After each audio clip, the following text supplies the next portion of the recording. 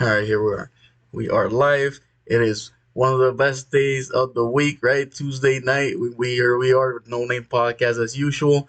Uh, Today we have back with us as always Manuel and Luis. And unfortunately, Rubica couldn't be with us tonight. She is nursing an illness, but she should be back with us hopefully shortly. And our best wishes, of course, go to her. And I know she's in the chat as well.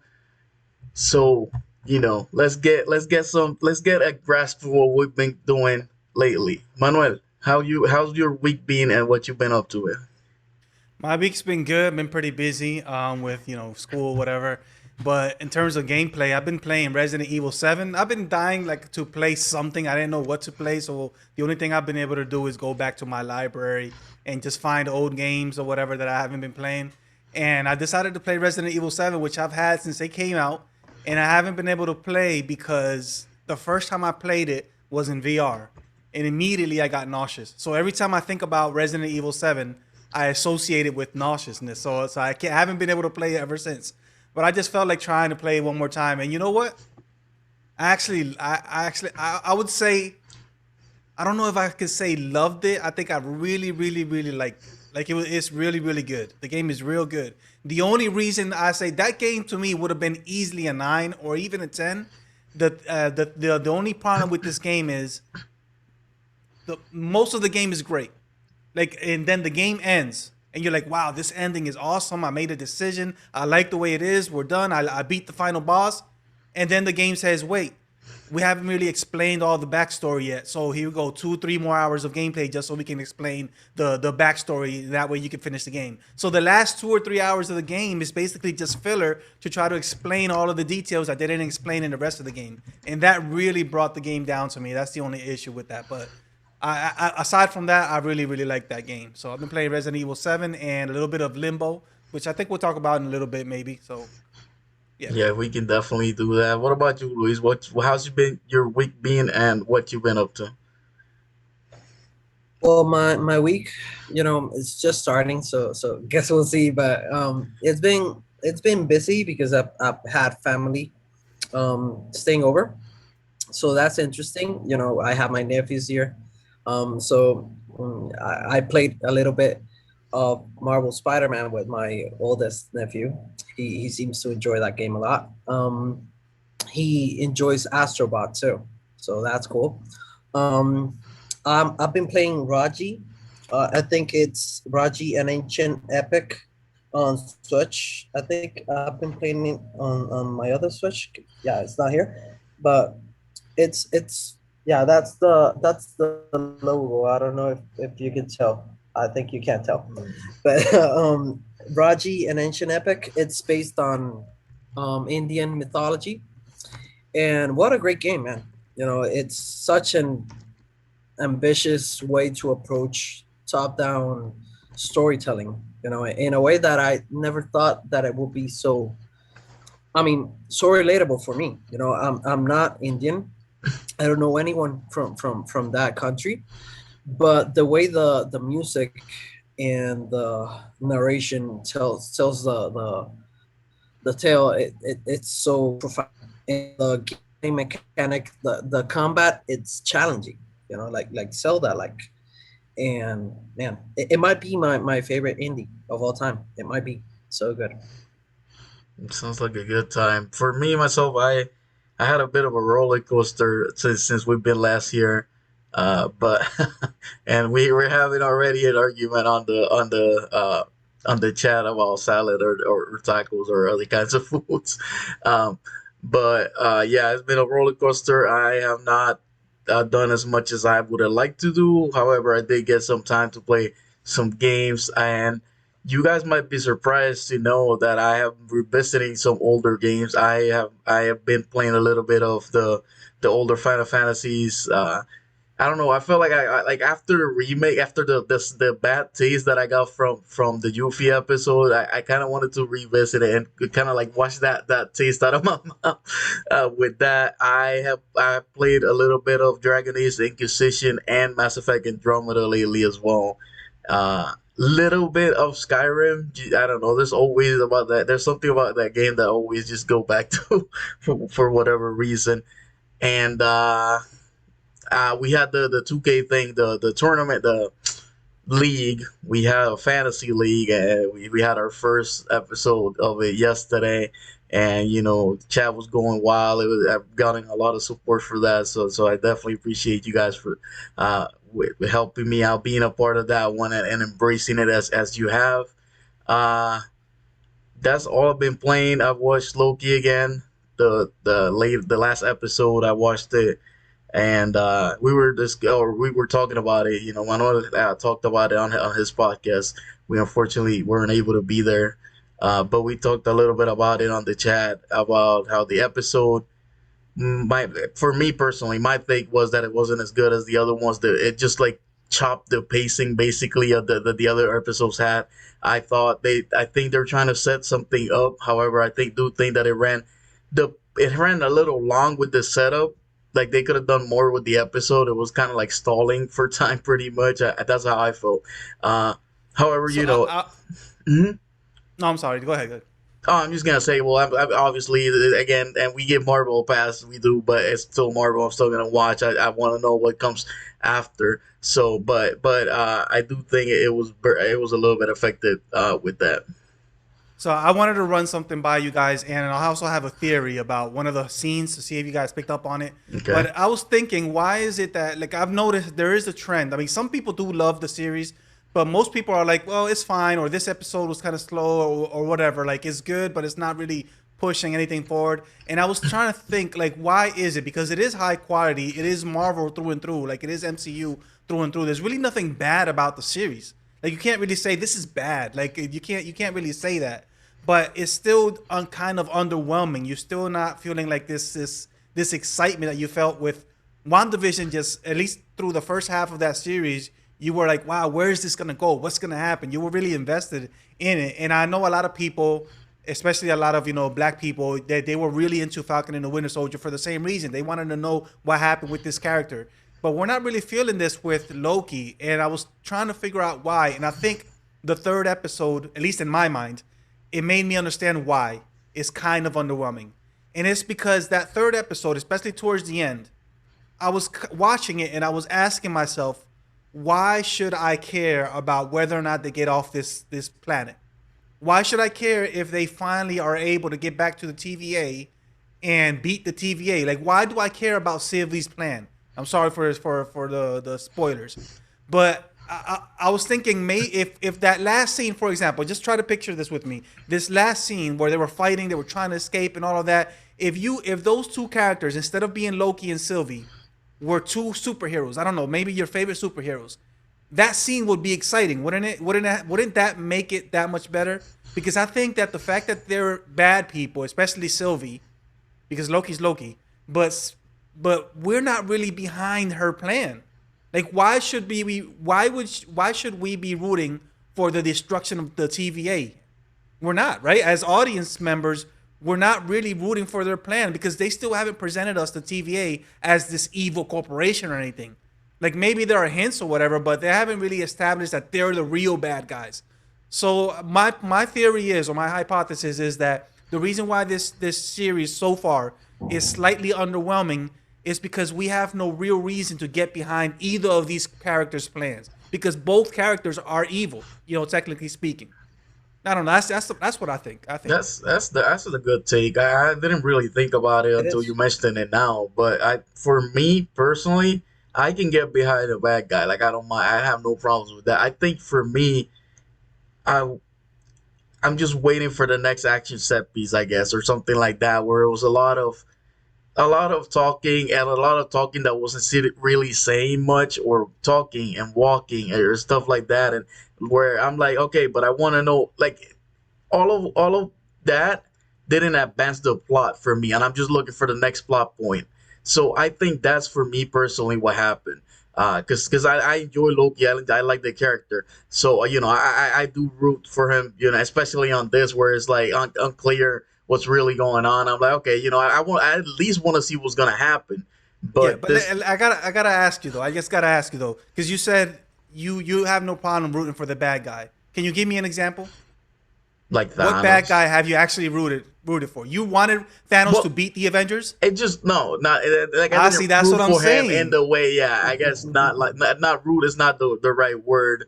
Yeah, Uh, that's it what I'm saying. Like, yeah, there are bad guys that we like. Oh, I can like I understand this, enjoy or I it, but not sympathize it, yeah. or yeah. But you're not behind them. Like, you don't want Darth Vader to win. You don't want Thanos to win, right? You don't want that stuff to happen, even though you can like the character or whatever. That's what I'm trying to say.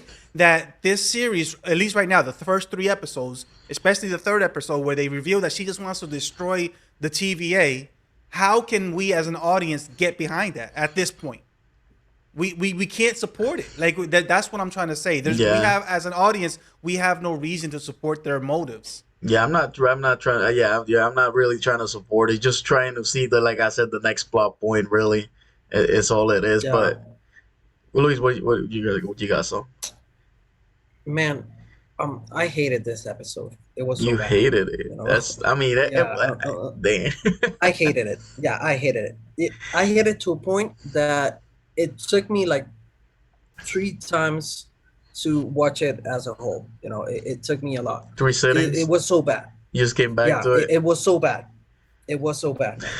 And I have like a lot of problems. I'm gonna try to list like the ones that are like more challenging, at least in my mind. First thing is that the first 2 episodes, I mean, we have Loki. This Loki is not the Loki that was presented to us in the redemption arc that he had in the MCU, right?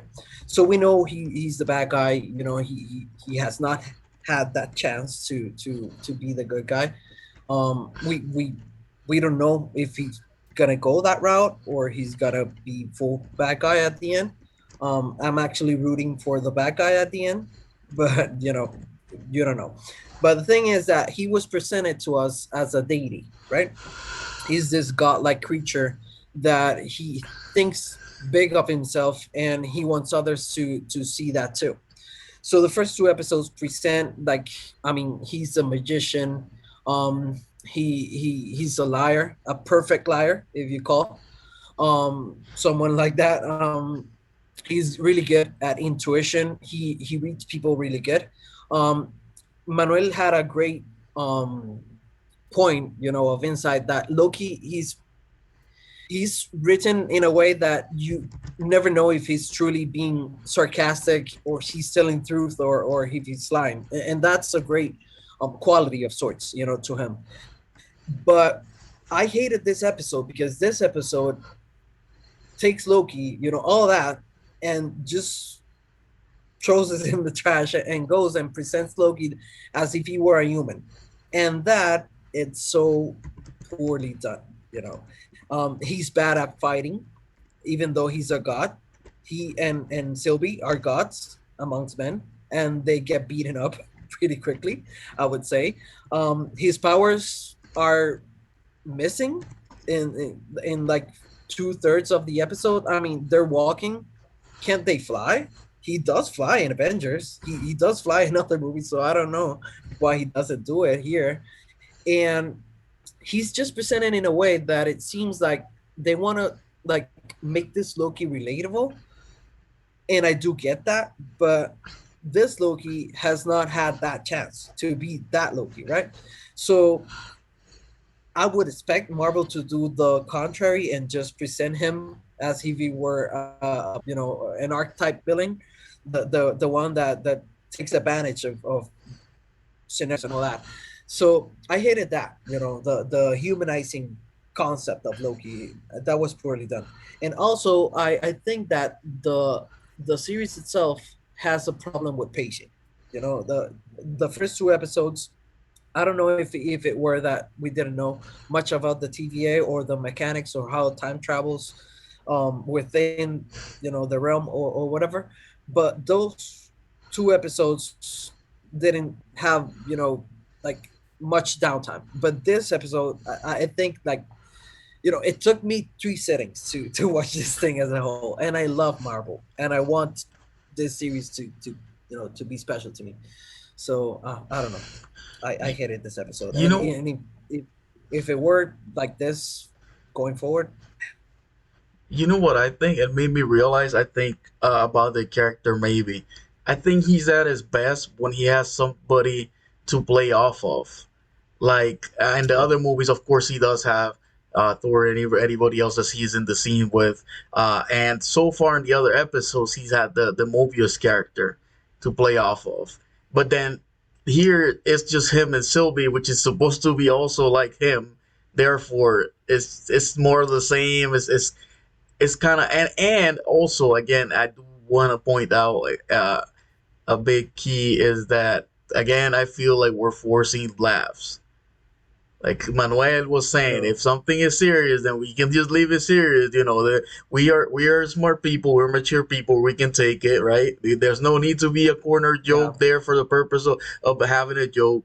And I think that again they just keep doing it. They just cannot hold themselves from doing it, and that also makes it This might suffer. be controversial. This thing that I'm gonna say right now, and What? this Wait, is what gonna a be controversial take. like a huge hot take right here. So I'm gonna be really cautious in the way that I see it because I don't want to be unsensitive, right? But I'm starting to think that maybe Marvel is trying to explore some controversial topics regarding um, our society's themes, main themes like religion, sexual preference, all that, racial problems, violence and all that. And they're trying to address this in a serious form because they're afraid to present this in the silver screen because they know that maybe people will push back if a topic like this would be presented in a non-proper way. And I don't mind Marvel doing that because I do think that this medium offers that. But if Marvel series are gonna be about this, at least give me some other things to enjoy. Because that was my big takeaway from Falcon and the Winter Soldier. And I'm saying this with you know sensitivity because I'm a white guy. I'm not black. I have not been persecuted in that regard. I have not been affected by the topics that these series have brought it on. But the thing is that I think there's a way to do this and to maintain a good quality and a level of certainty with the characters. And I didn't mind Loki being bisexual because I do think the base character It's part from the he mythology of it, yeah. yeah he's not only bisexual, he's pansexual, he's asexual, he's all sorts of things because that's part of the Nordic mythology. But I don't know, in the back of my head something tells me that maybe this episode was so slowly paced just to plant that seed. And that tells me that we might be heading in a direction where Marvel tries to address today's topics with a heavy sword of some sorts, even sacrificing quality for it. And that is something that it's not good in my mind. I've been fearful of them handling X-Men because X-Men is on part is famous for that. So I don't know what's going to happen with Marvel in the future if they continue to address this way of approaching these topics and sacrificing quality for it. I, I honestly think that they've done it right.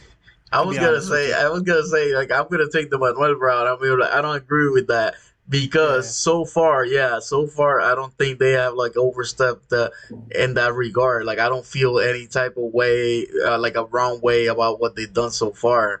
Yeah, Yeah. I mean, And I, if they face it, and I don't, if they were setting up for that, and that was the issue, they could have just said it like they could have just said like, little things that they already said. They didn't need to expand the whole episode, make it about that, and waste our time with it. Basically, I mean, just I'm going to take it a little bit further. I think that they've done it right in all three series, not just in this series. In all three series, I think they've done it right. But I do agree with Luis on one thing that I think they're taking a little bit more risk on these topics because it's not on the silver screen, because it's not on the on the big screen. That's not on in the movie theaters or whatever.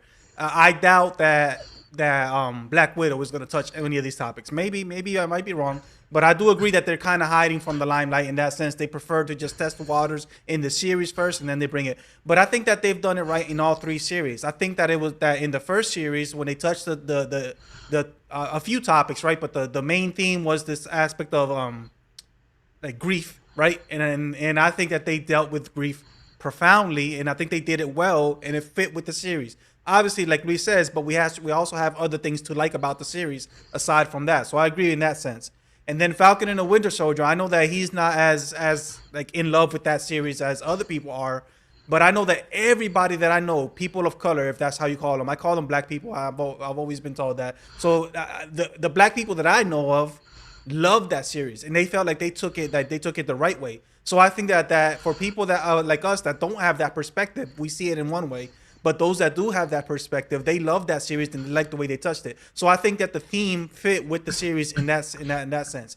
And in this one, they just mentioned it in passing. So It's it's not not like the in your episode was face. about that. Yeah, Yeah, they just mentioned it in passing, and I liked it because that's how I like to be presented with these stuff. This is just something that is part of it's the movie, a part of normal. it. Yeah, That's it. That's it. It's normal. it's It's not. You normal. don't have to be like extra about it. Yeah, If you want something, yeah, I think Ruby Cat is right there. Maybe you want to read that in a little bit, but let me finish my thought here. Supergirl. I implore you guys to watch. I think it's the second season, no, the third season of Supergirl. Her sister, Supergirl's sister, comes out as lesbian, and the entire season is about I that. remember that. Yeah, I I hated remember it. I that. absolutely hated it. that's the And the worst possible way to handle it. yeah, Yeah, they just pushed No. it down your throat. It was just so I hated it. I absolutely hated that that's what season. the problem would be with if we don't care, like if we don't, like we're not, say, in the interest of seeing certain things specifically, right? Like we're not pushing for them. Then if you do too much, it will feel like you're pushing it down our throats like that. Yeah, I do have that concern, and I think I talked to you guys about it before. As we move in this world where everything is becomes an issue, uh, like are we like can we have any media that is not forcefully as affected by it? You know Yeah, what we're I not gonna mean? get away from it. Yeah, we're not gonna get away Like from it. It's becoming too common. it's Yeah. gonna be like, oh well, Yeah.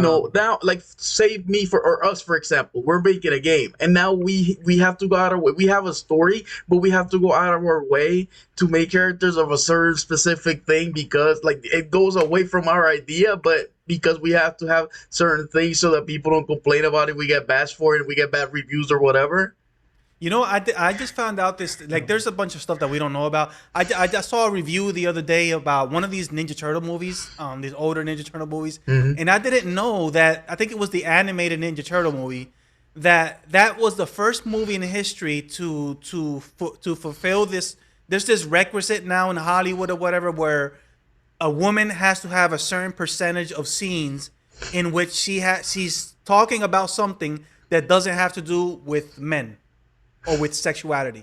So that's required. Now, it's required in Hollywood to have at least one scene for a woman to talk about something that isn't about love interests or men or something like that. So I think you're right. I think that we're getting to the point where all movies, we had the story to tell.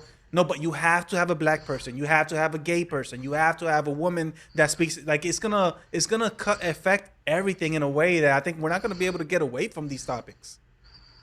Not that, again, Yeah, mind that's you, true. not that we have any issues with any of that. It be in a forced thing. If it's an organic thing, we don't have a problem Yeah. with. There are games like you guys have mentioned, games that deal with this topics, and you're like, The Last of Us Part Two. this is one of the greatest games that deal with these things in an organic way. They don't try to force something that isn't there. That is the problem. And if that's your message too, like Yeah. that's the difference. If me as a creator, I want to tell this story about whatever the topic may be, then that's different from this is my story, but I'm forced to add these social elements to the story. I think that's what we're resisting here. That forced aspect. Yeah, and Uh, what you mentioned I about, enjoyed. go ahead, man. Oh, sorry. I enjoyed tell me why. And tell me why. It's a good example of something that, when it's presented in a proper way, um, it's well received. Tell me why is the first game that is presented with a transgender protagonist. He's the main center of the story, and I'm a Christian. I'm conservative in that regard, and I never mind. When these topics are presented in a proper way and they don't sacrifice quality, I love that game. I can say I did love that game, and it made me be more empathic and towards this community, because it was done in a proper way with a cautious manner, and there was so many elements to the story, that you know were so interesting and so um engaging, that this topic was just one of those things. And that's you know what I fear with X-Men, and some other Marvel projects in the future. Because I do, agree with you guys on the way that, even though that's my fear, this series, One Division, Falcon and the Winter Soldier, and now Loki, they have done something good, of addressing, controversial topics in a proper manner, that I think nobody in those groups or you know or communities have been afraid or have been hurt in the way that Marvel has done it. So you got to give them props for it. And the thing is that I do think that maybe, and this, it might be like a studio decision, right? That you have this story, but we have this happening in society, so you have to tackle this like right now. And I'm a fan of older movies in that regard. Older movies, they didn't have the time to be developed while the social issues or the wars or the problems or the segregation, all that was happening, because old movies took a lot of time to be developed. So I do enjoy when a topic is addressed and some time has passed, and that gives the director or the writers like a free space to fulfill their vision and also tackle the topic. I'm a fan of that. And I think Marvel is it's way on point with the social aspect. I think they're too quick on it, and that's my main concern. I think there might be a way to to give Marvel some space in order to tackle these topics, but not as if they were feeling like they have to, right? I think that, maybe time will tell. I don't know. All right, we gotta address some of the comments. I'm gonna go with Ukias first. She said for her Loki's supposed to be fluid. They executed that scene as him being bi. Even the Loki file said that he was fluid.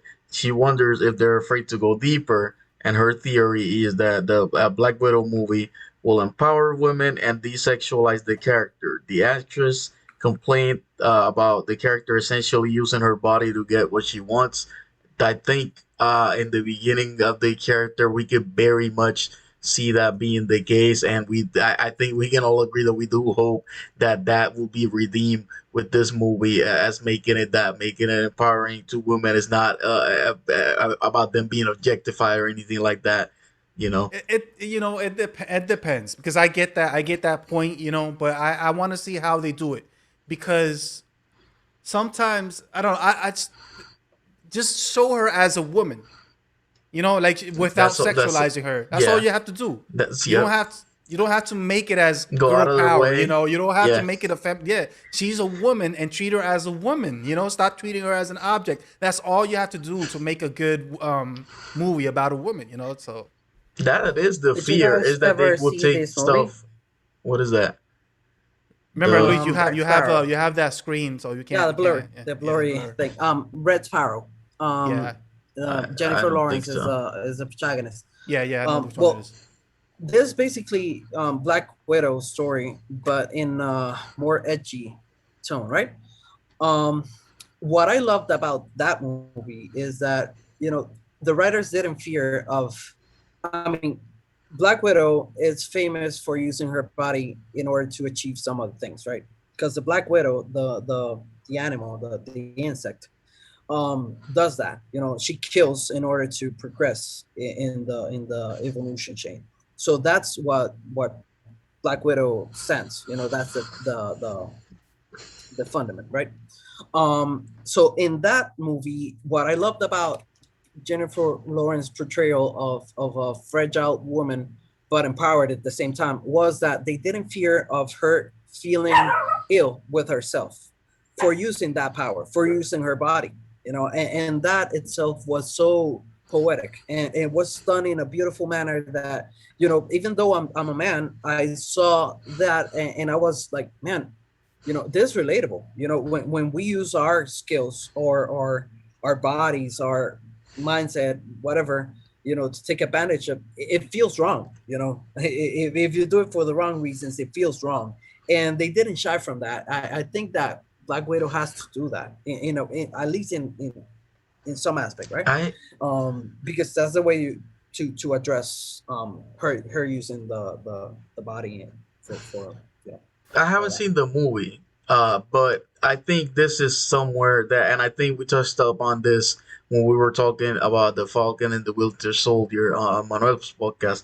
I think this is the part where we have to be very, very careful because if we don't represent women, we really do not like we can solidarize with them. We do not really understand their struggles as they do. Sure. So I will take a female letting me know how she feels about this particular subject, as opposed to me trying to Mhm. delve too much into it because it's kind of I don't know. It wouldn't even, for me personally. I don't even feel right. Like you gotta be Ah, careful, sure. and it's just they would know. Like Manuel said, like we had to take it from them when it came to Falcon with the Soldier, and we the black community loved it as a whole. So I'm like, okay, so they felt that they were Yeah. represented properly. That's what matters. Like if in representation, that's what matters. When we played Miles and we saw all of these things that are Puerto Rican, I'm like, okay, they represented us properly. That one we can talk about because that is us. So I feel like it's a little line that I don't want to cross too much because if we That's get true. Richie's in the chat, if she were here we could hear a little bit more about, but I don't want to delve too much into it just because of that specifically. What do you guys think about that? No, no, 100%. You know, I understand that point. So True. long as it's not taken to the extreme of because you're a man, you can't have an opinion. But I yeah. think that's where the line is drawn. But no, I agree. As men, we can't really say, oh, then this is how they should represent the woman. I think they're the Yeah. ones Yeah. that have to True. say, how she should be represented or And then whatever. So when the I movie agree with comes that. out, it will be up to them. Because for me, for example, like, and this is 100% honest me. When I watched Endgame, and the whole scene at the end where everybody comes out, and then they have like the little section for the girls doing their girl power thing. I didn't love it. I see what they're trying to do Mhm. with it. It is a forced Yeah. thing for me personally. That's what That I was felt. forced. Yeah. So I'm like, okay, yeah, Yeah. it's a little cool thing. Like, yeah, okay, but I know I see what you're trying to do with it, and you're not getting me with that. Yeah, but the question is, did the women like it? Yeah, that's To what your I'm saying. point, So for that's what we me, want to know, right? that's what Yeah. happened. So then, Yeah. I would have to ask them and see how they feel about it. Yeah, but here's the No. thing. I get that, but this is probably for like this is another topic or whatever. But it's interesting because like going back to that scene, yes, we should ask like, okay, how did the women feel about this? Because this is clearly why they're doing it. But at the same time, isn't the point trying to also make men feel a certain way, make men respect Hmm. them more, make it so did that scene Yeah. work for men too in that sense? And Yeah, I think it probably. didn't. Yeah. I don't think And it did because we didn't like the scene. Yeah. the thing I think That's the about thing. for that one specifically, it's like, okay, so it might be a issue, and like you said, this could be a whole topic on its own. It might be an issue of in a perfect world, we wouldn't need scenes like this because people will be represented equally, kind of thing. But this is not the society that we live in. So now maybe they have to go what seems to be out of their way in order for people to be like, hey, women, they can do these things too, or whatever it is that they're trying to convey. Yeah, we have to True. understand that society is always we're always going back and forth between extremes. And so we had the one extreme, which is very, very, very anti-woman and all that stuff. And now, in the few years, and like the few recent years, we've gone over to the other extreme where men are bad and toxic masculinity or whatever. But we need that because that's what's going to push it back towards the middle. So eventually, we're gonna reach that point where it's just normal to have women be empowered or whatever. But right now, we're at a point where that scene kind of is forced. Well, it has to be forced, like you said, because we have to make it a thing because it was never a thing. So I get that. And then Yeah, this next comment, do you want to take that one, Manuel? Because it has big words, and that's why you're the man, the myth, the legend. You take the big words comments. Which one? Which one I is it? Which It's one are you the talking about? release one. It says world Did you say issues. world's issues? Yeah, world's issues will continue to be presented on the big screen. That way, trying to persuade popular culture. The stories will be twisted in the way that can add all those social aspects. And yes, and that's kind of our concern. Like, well, it depends on your view, right? Like, if it's about equality and all that stuff, well, it's a good thing. But some people fear that movies and stuff use the medium to push agendas, and that's the fear yeah, of a lot of people, and but we can't do anything about that. That's what entertainment is. The creator expresses their point of view, and you either agree with it or you don't. But that's what we were talking about, though. Do that's they do? true. Does the creator really express their intent, or are they now forced to, in order to make it a financial success, or something Yeah. that people will see, to do things that are not? Again, we wouldn't mind them if they were organic, but now they're forced, and because they're forced, they're gonna feel forced. We're gonna see that, and we're gonna push back. Yeah, I totally agree with you guys. On the way that we should let women speak for themselves. On these topics, and they should be free to, express whatever they want to express to us. In that regard. I mentioned Red Sparrow because same as Black Swan. I think there is a proper way, or at least a serious way to present women and the way that they've been oppressed by society, and there's a proper way to tell stories that include us men in the equation in order to, not to be relatable because that's not the proper word, but to be more empathic, right? There is a proper way to write these stories in order for me as a man to see them and go like, man, that's harsh. That's really rough. Whenever I see, a woman facing this, I should be better. I should be ashamed because I wasn't good enough in the past. That's what I want to feel in the silver screen. They're sitting, or my place when I'm seeing these stories presented to me. I want to feel bad because I want to grow, and I do think there's a way to do that. I what my fear is, like, let's say X-Men. X-Men, it's all about the X gene, right? So we have Xavier, that believes that human rights should be available for everyone. It doesn't matter, skin color, religion, um, sexual preference, whatever. That's what Savior stands for. All mutants should be respected, and that's a proper way to see it. Magneto sees it in similar vein, but like more forced. All mutants should be respected now, and society must comply to our demands. And that's the main issue with X-Men comics. What I fear with X-Men presented to us today is that they would lose that, which is the main focus of the franchise itself, in order to tackle, you know, social discrimination, tackle racial dilemmas, and all that could be included within the main topic, which is the X gene, right? But what I would not want is them like taking the focus off the main topic and giving it to all of these side stories that are important in a way. They could destroy so many beloved franchises, just because they want to address something that I do think that it's. I mean, I don't want to. I mean, how could I say it? I don't want to say that these mediums are not allowed to tackle society's problems because that would be hypocritical of me.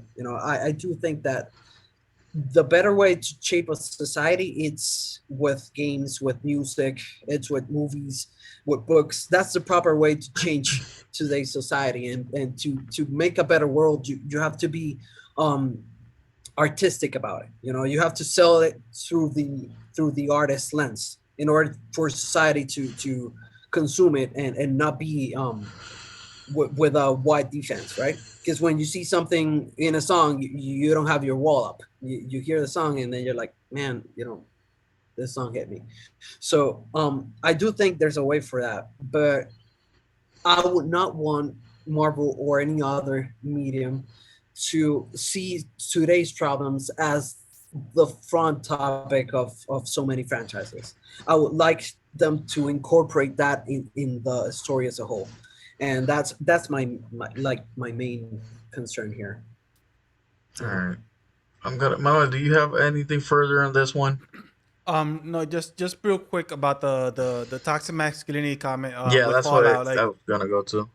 I mean that's really gonna lead us down a tangent. But I just wanted to comment briefly that the problem with these issues is precisely those labels. That we easily label certain things Yeah. in certain ways, and that automatically creates a certain image or conversation around it. So, for example, when you use toxic masculinity, like that is a real thing. Like, for example, I was taught as throughout all my youth that you have to use women as objects, that you have to just have sex with women, that that you can treat them however you want, and I would consider that toxic masculinity. But the problem with the label itself is that it is also misused to label anything with which you don't agree. So anything that men, I don't like this in men or whatever, that then we label it as toxic masculinity, and therefore we can reject it. And the same happened, a few years ago with the word bigot. So now bigot is anybody who disagrees with any topic related to LGBTQ or whatever. Bigot is not just somebody that is homophobic or is hateful. So my only comment that because I don't want to go too far down this Mm-hmm. rabbit hole, is that we should at least be careful with labeling things Mm-hmm. certain ways, because none of these issues are black and white. Like very few, I should say, very few of these issues are black and white. And I think we have to realize we're dealing with human beings. We're not dealing with machines that we can just stick a label and say this is this type of machine. Absolutely. And I'm labels gonna. are powerful. when you Yeah. when you address someone as homophobic or toxic or whatever, um, the person itself is erased, and you only see the label. So that's why labels are so dangerous, because it could be for our benefit, but it could be for our contrary. So yeah, labels are not good, in any regard. They're All right. they're helpful, but yeah, they're dangerous. So Yeah. Yeah. I'm gonna fill up my cup real quick Double-edged while you move word. on to a different topic, Yeah. right? Yeah. So we're gonna go ahead and move on to that one because this was just like the it was just Mhm. see what we've been playing, what we've been watching, and we ended up going off the rails with it. But great conversation, and appreciate every single Sure. one of you in the chat talking about this. So stick around for this one. Next up, it's gonna be uh PlayStation Studios purchasing Housemark, and not only that, but also there was a leak of was Blue Point that they might Blue have Point, purchased yeah. Blue Point as well. So we're gonna be talking about that specifically. Why don't we start? Manuel is there. Okay, we're gonna start with you, Luis, and we're gonna keep going with Manuel because I know Manuel is a huge Housemark fan. So why don't you get us started? What do you think about this purchase and the rumor of Blue Point? It's a great purchase, man. It's so good. Housemark has been doing excellent games for the PlayStation um, consoles, ever since the PS2 era, right? I think. And this is great for them. It's a studio that it's not like little in any sense, but it's not like really big. So it could only benefit from this purchase by injecting some serious amount of cash into their future projects, and that's only good for us gamers. So that's great. On the Bluepoint side, I do think that's a really good take on their part, because Bluepoint has really good exclusives. So Sony is doing the proper thing here. I've seen hateful speech in social media regarding like they bought Housemark. How does that compare to Bethesda? That's not the way we should see this, That's because not what it's it about. doesn't. Yeah, it doesn't compare. It's not in the same vein, and it shouldn't be. um Bethesda was an acquisition by Microsoft for 7 million billion Billion. dollars, right? I think, It's right? somewhere out there, I Yeah. think. Yeah. So, and the thing is that it's not that they're not the same in the net worth. They're not in the same in the vision that these companies have behind closed doors. Microsoft acquired a couple of companies, and it's been doing that ever since I think 2018 or so, because they needed exclusives. Okay, they needed to boost their catalog in order to be competitive, not only with Sony but with Nintendo too. Sony, it's securing some depths because they do, you know, that's part of the purchase. But Sony's also trying to give these guys a proper fighting chance. Because when you see Housemark, Manuel has talked at length about Housemark, how he enjoys games like Resogun. The thing is, they didn't sell that well. Returnal might be the highlight of their career right now, and it wasn't labeled as a AAA exclusive until March or so. So Sony is right now buying these companies to give them a proper chance to keep on making big games. And that's really good on their end, and that's only good for gamers. So I don't see why that comparison has to be made, because I don't believe why we're seeing that on social media. So I actually don't think that Housemark. I mean, they might, but I actually don't think that Housemark is going to continue with these AAA games.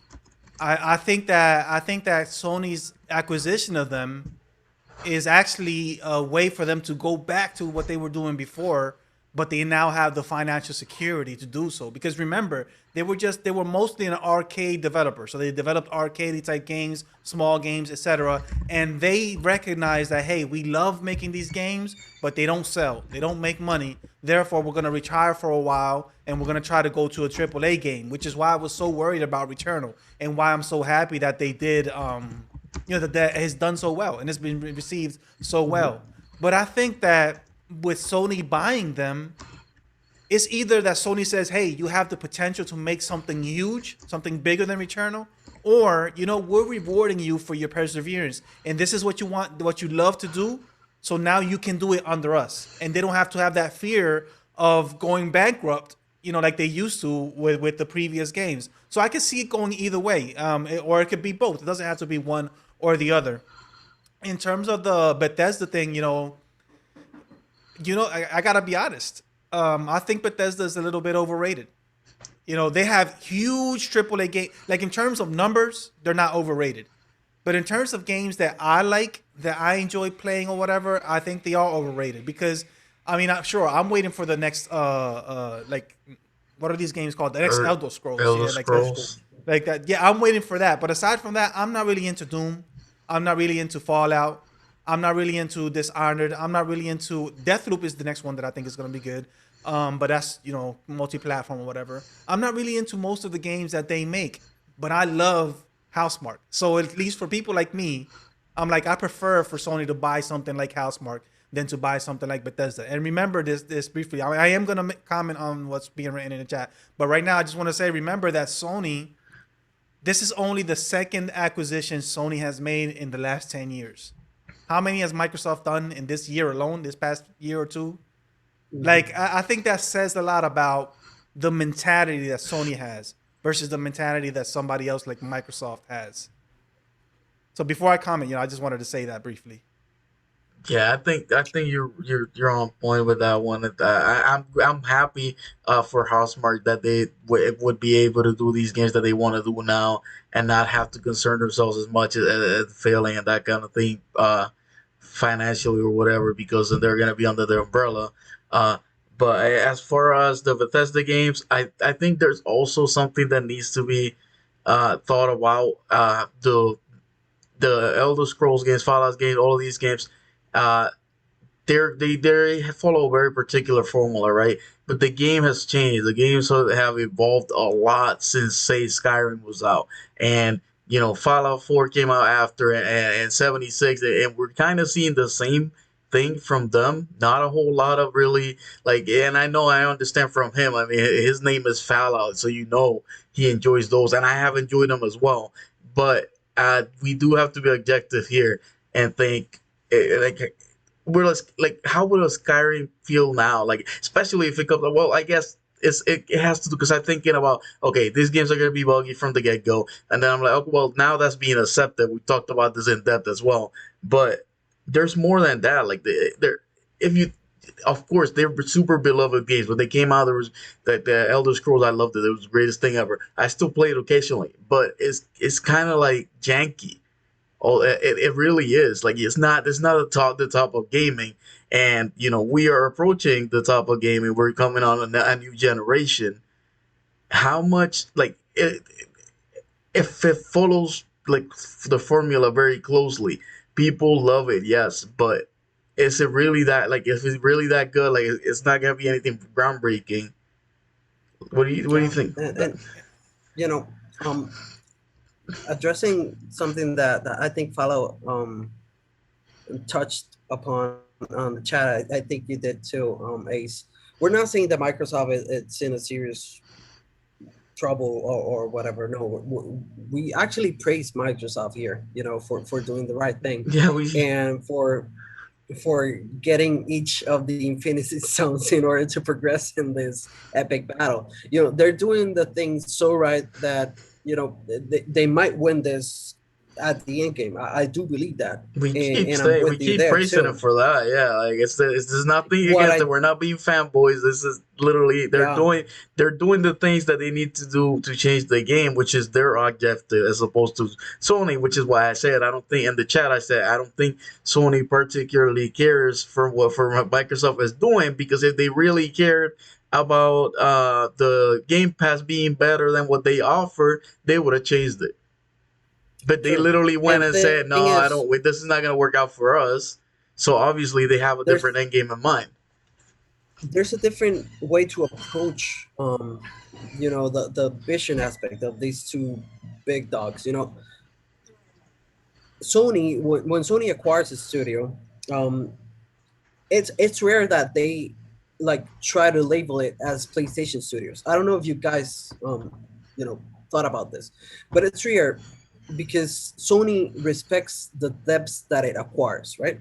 They give them their standalone title. They give them their time in order to fulfill their vision. And let's say Naughty Dog.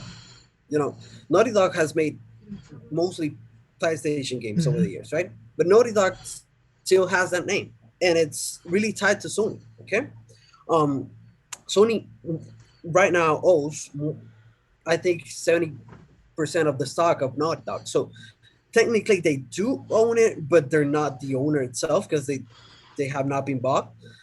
That's the way that Sony approaches these purchases. They give them the order of the benefit of doubt, right? They give them their identity.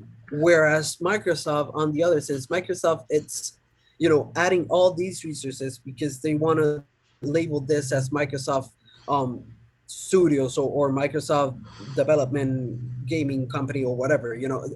Bethesda is not going to be called Bethesda from 2 years now on because it's now part of the Microsoft ecosystem. So even though we saw this year's E3 as Bethesda and Microsoft showcase, we're not going to see that probably next year because it's all going to be Microsoft. It's a merger, and when you address that term of management, either you completely obliterate the thing that you buy, or you give it space in order to be a separate entity. Like let's say Star Wars and Disney.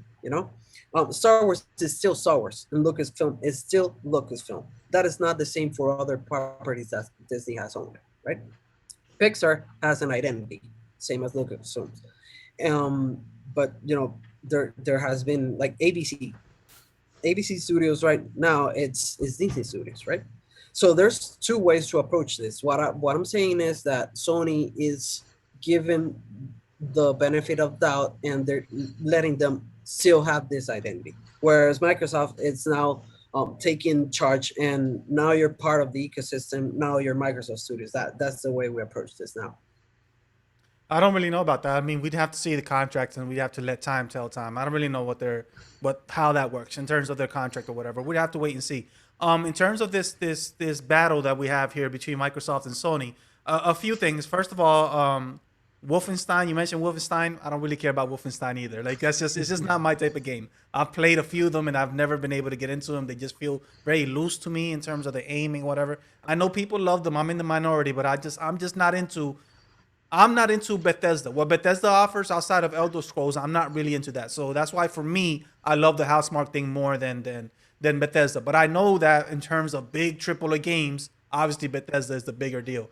In terms of Game Pass, a few things that I want to point out. Yes, Microsoft is doing the right thing and they've changed their entire outlook. But let's not forget that the reason why they've changed their entire outlook is because they had to, because they've had their best Microsoft's best generation was the 360 era, and it still lost to Sony in the end. And the PS3 era for Sony is the worst Sony era, and they still won out in terms of sales at the end of that generation. So in this generation, Microsoft says that they've had the most successful launch of a console to date with the Series X, and they still are not the number one console being sold. It's still Sony and Nintendo, obviously at the top. But in terms of the big two, Sony. So my point is this: we have to wait and see what I think that we have to wait until Halo Infinite comes out and all of these games that they mentioned in the conference or whatever. We have to wait and see how that actually affects sales, because Sony at this point, it's not that they don't have an answer for Game Pass. It's what A said earlier. Is that up to this point they haven't had a reason to have an answer. They haven't needed an answer because they continue to dominate in sales. They continue to dominate the console space. You know, Nintendo obviously does its own thing, but in terms of these two companies, Sony continues to dominate the market month after month. And it's true. They don't have an answer for Game Pass. They haven't needed it yet. They don't have an answer for all of these acquisitions. They haven't needed it yet. So I think we have to wait and see if all of these, because all of us are pointing towards the long game. We're saying eventually all of this stuff is going to come to fruition and Microsoft is going to dominate. Until that happens, we can't really speak on the matter. So we have to wait and see Yeah. if all of this stuff actually bears fruition. And then I want to add something real quick. We might be saying this later. Maybe I'm wrong right now. This is just a sort of a kind of a prediction. When you think about Netflix, for example, Netflix was the first major streaming service in terms of movies and series or whatever, right? They're the ones that changed the game in that sense. But they only started making money a couple years ago. Why? Because they had to invest so much to become what they became. Now that streaming is a thing, you see that everybody's doing it with such ease. Disney's doing it with their properties, you know, HBO. Everybody just is, they're riding on the Netflix train and they're little by little taking Netflix out. So I think when we think about Sony and Microsoft, who do you think? What do you think is a smarter move? To be the first ones out the gate and have to lose money to make money, or to wait until the industry is changing and now that the Game Pass service system is a thing, okay, now let's make our own. And that way we don't have to invest so much in the front end, and we can make money faster. I think that might be smarter. I'm not saying that's Sony's plan. I think Sony has made a mistake with not having some sort of Game Pass. But I think that it can work out in their favor because they don't have to go through this long process that Microsoft is going through in order to eventually make money. They can just wait until it becomes a solid thing, which I think we're pretty much around the corner for that becoming a thing. And then they can jump on the train, and then it's a matter of what do you prefer? Or do you want both of them, you know? So I don't know. I'm just saying that, you know, Sony might be playing the smart game here, just observing to see what works and what doesn't work, and eventually they'll make their decisions. I don't think Sony is simply, you know, They're not just losing the race; they're observing.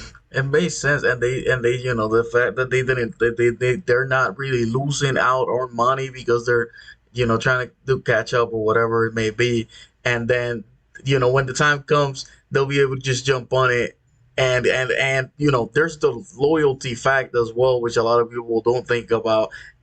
If the loyalty has been skewed towards Sony the whole time, and then Sony does comes out at the end of the race with with the alternative or even maybe something better than what Microsoft does because they just got in it in the end, and they didn't have to lose out on all that money for coming in second the whole time. It does make sense. And I also wanted to make going back because the topic is Housemark, right? We're talking about here about Yeah. stuff that the topic is Housemark. I wanted to say this as well. Bethesda, yeah, that's a huge take for Microsoft. That's awesome. It's good for them. But remember, they had to invest all of that money to take them. They had to have specific contracts for these games. There's a few games that still have contracts for both consoles, so we might see at least one or two more that have to be released in both consoles. And it takes significantly a more amount of money to make a Skyrim, to make a Doom, to make it takes much more money to make these Hmm. huge games, and therefore it requires these games to sell incredibly well in order to make their money back and profit and all that stuff. Whereas you have a Housemark, which is only like 80 people that work in that company, and they can just make smaller titles because even Returnal is not like this huge AAA game, even though that's how they sold it. So it's less investment, is my point. Is they're like Sony is buying these companies like Insomniac is theirs, and now Housemark. Both of these are smaller investments when we compare them to Bethesda, but they have larger gains. So that might be an aspect to look at. I'm not saying that's going to be the case, but it's something that they might be looking at as well. Do you prefer buying these smaller companies and making more money quicker, or do you prefer buying a huge company where you're going to make a huge amount of money, but it takes longer to do so? you It depends on your You mark know, your business This whole sense. thing got it me all depends. thinking about what if Returner was their offering in order to get in bed with Sony, because of they hadn't been able to, not but you know what I mean, like you said, it's kind of like you said that they've been rewarded for it. Hmm. It's a good game. I It mean, sold well enough that they're like, okay, you can go back to doing your thing or whatever by Sony taking care of it. I mean, it might work out that way. I highly doubt No, that no, that was no. their Maybe plan, that's right? not the, Yeah. the initial intent. It just worked out that way. I mean, I guess I worded it wrong, but it being the end of that that how hard work kind of thing. But then again, I wouldn't be surprised because why we have to ask the question: why did Housemark, being a small company, struggling Decide to financially, and decide to make this AAA game exclusive for Sony? Like we have to ask ourselves that true. as well. So and you might be right. You might be onto something there. Yeah. And the thing is, regarding the purchase, how can you address purchase? Well, it all depends on your game plan, because we saw Disney buy Lucasfilm for $4 billion, right? How many movies did it take for them to get back that profit? Only two.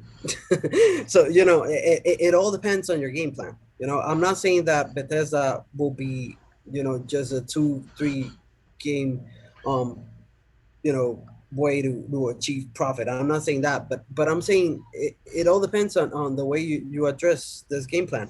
Sony, it's a company that their biggest revenue is on the gaming side. It wasn't like that before. It used to be like a tech company, but now Sony has a little branch of electronics over there. They even canceled their cell phones because they had huge losses on that front. But now their gaming space is their biggest income, whereas Microsoft, their biggest income is not gaming. It has never been. It's been computers, it's been software, it's been all that. So of course Microsoft has more money because they've been selling computers for the first since the first one.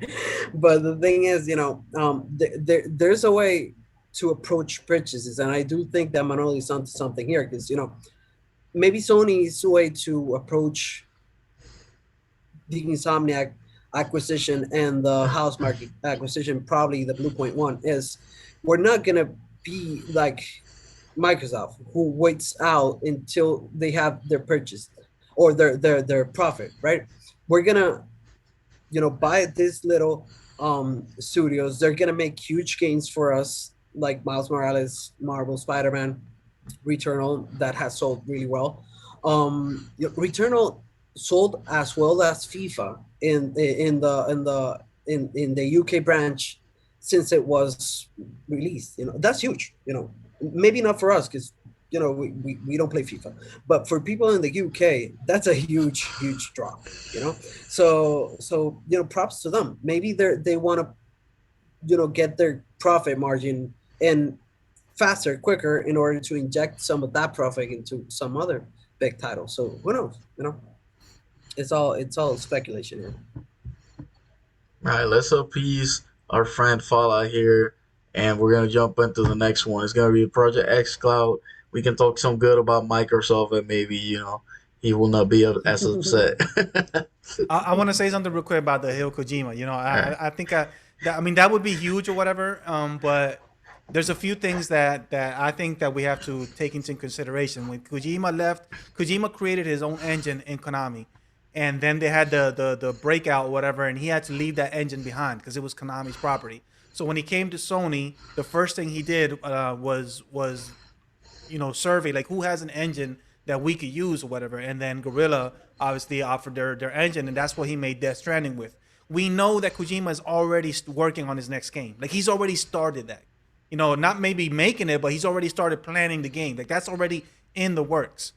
So either he's doing this deal with Microsoft without Sony's knowledge, or that's just completely false. Because if he were to go to Microsoft, he would have to start with another engine once again. He can't take the engine that he used on Death Stranding because that's Gorilla's. So he can't just go to Microsoft and say, I'm going to take that engine. So I think that's what makes it a little less believable. If he's already working on a game, then either something shady is going on there, which I wouldn't be happy about, or it's a lie because he has to be working with the same engine. Like he's not going to work with another engine out of the blue. He took like 2 years or something like that to find this engine. So how long do you think it's going to take for him to find another engine over at Microsoft? So I find that improbable, not impossible, but I think I'll believe it when I see it. The rumor mill started, going around because I think Phil Spencer had a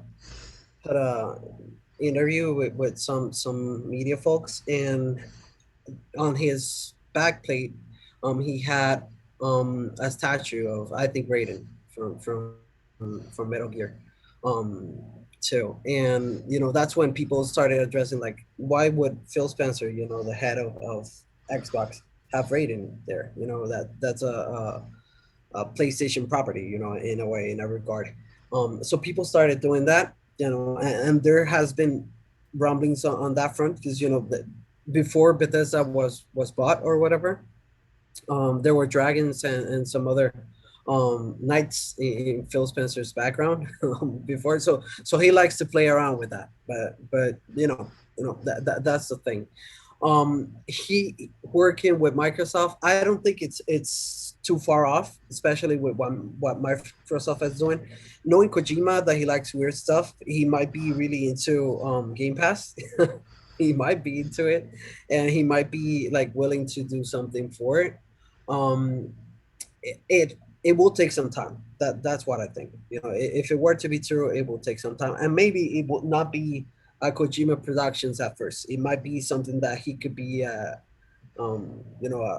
collaborator of some sorts. So Yeah. as I'm reading the article here, so this is Mhm. different. See, this is not the same. This is not what people are saying. This is different. The rumor is he might be working. He was already working on a game for Google Stadia. So that might be the game that translates to Xbox. So it's not that what everybody's saying here that he's going to Microsoft. No, like it's not out of the realm of possibility that he makes a game for Microsoft or exclusive game for Microsoft. Like the point is that he's not going to align himself with Microsoft and leave Sony behind. That's what I don't think is the case. That's what I was more speaking on. Like I find it very unlikely that he do that. But will he make a game for Microsoft? Well, of course. I mean, he's a developer and he's an independent developer. So that Hmm. he's free to do whatever he wants to do. There was a part though there where it mentioned that it was supposed to be episodic and that Yeah. Sony didn't like that, and therefore that's probably why. Like, if there was any kind of rift there, it would have come from there. What about Final Fantasy? Yeah, I know. Yeah, Sony is it's just milking it. Like all of them are making it that. So I don't know. It's easy Yeah, to get. man. We'll You see. know, on the topic side, the Project X Cloud is awesome, man. I don't know if you guys have you guys played X Cloud at all? No, man. I played a lot of X Cloud, especially on my phone, and it's pure magic. That's the way I would describe it. To have a game like Octopath Traveler, which is a huge JRPG, and be able to play it on your bed, and then save that, go turn on the console the next day, and to have that save data all synced up. That's pure magic. It never fails, and the thing is that it works wonders with quick resume too, because if you were to play on the console, and that would be on quick resume, when you go into the mobile space, it would say like, okay, this is on quick resume, do you wish to play it? Because it will create a disturbance with quick resume. And when you go back to the console, it goes like, it boots up, but not like the long boot up that it will take on a normal run. So even that, it's well managed on the tech side. I think that Microsoft. Here's my prediction. I don't think Microsoft will ever dominate the console space. I don't think that will ever happen. But what I do think that will happen, and very soon, if tech allows it, and internet infrastructure and all that, I think Microsoft will dominate the gaming space as a whole. People will be playing on the Microsoft ecosystem like a lot. We're gonna see, casual players, mainstream players, hardcore players. They're all gonna be in Microsoft. They're not gonna have a console per se, because right now Microsoft is not invested in selling the console. This was never their intent, on that regard. Um, I do think that 2-3 years from now on, it's gonna be rare to talk to a gamer that has not played a Microsoft title on their ecosystem. It's gonna be impossible. That's my prediction in that sense. Am I saying that Xbox is gonna dominate? No, I'm not saying that, because they're not gonna sell this console. You know, Halo is not gonna sell this console. Neither is Forza. Neither is the Bethesda acquisition. They're not trying to do that. Game Pass is the forefront. So Game Pass is going to be the future from now on. Um, Game Pass will probably still live on after the Series X and X, and Game Pass might be available in the future on other consoles. That's the way I see it. That's what they want. They want to sell this, and it's gonna be impossible for other people to not look at Game Pass and see, man, I'm missing a lot. Yeah, I think I agree with that one. I think that as we talked about it in depth, how Game Pass just dominates in the value sense. Being able to play your games, your library, and your phone and any day. I know there was talk about the smart TVs. Now you don't need to buy the console. This is, I think, the end game. This is what it is about. And like what Manuel was saying, this, they're just and this they completely blow it out of the water with this one. Yeah, I don't really have a lot to say about this. I haven't tested it or anything. I will say that in August comes 12 minutes is released in August. So if I don't have a Xbox console by then, which most likely I'm not going to, I'm gonna get Game Pass, and I'm gonna on the X Cloud, and I'm gonna play it on my tablet or whatever it might be. So that's gonna be my first experience with it. See, so now you're gonna go out of your way to get that. So that's saying Yeah. something, because you're not the only customer that's gonna go through that. No, and, definitely, and, there's and it gonna be a becomes lot of people. accessible when you don't have the ability to have the console. And so at this point, it's just like I said, it's just blowing that out of the water. This one. Yeah, definitely. I mean, all you need is basically a controller or whatever, and if you put it on TVs, on smart TVs like that's gonna be incredible, and it's gonna be something like, for example, what Ruby Cat was talking about last episode, where she jumps from streaming service to streaming service. Hmm. this could be one of those things too. Like, this one somebody like, I want to play 12 minutes. So I'm gonna get the ultimate, which is 3 months free or whatever. I'm not free, but for $1 or whatever. So, and I'm gonna play those games, and then later on, when I feel like playing Halo Infinite, I might get it for that month, and that's awesome. Like that's the way to go. And moving forward too, you're like, okay, so now, like, what was the argument this generation before we realized how bad the how hard it would be to get the next gen consoles was, which one you were gonna get. But now you don't need to worry about getting like your specific one. You're still gonna have your games there. So that's a game changer right there.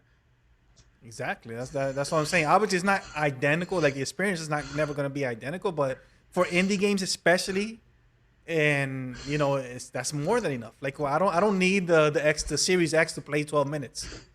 Like, you don't need that.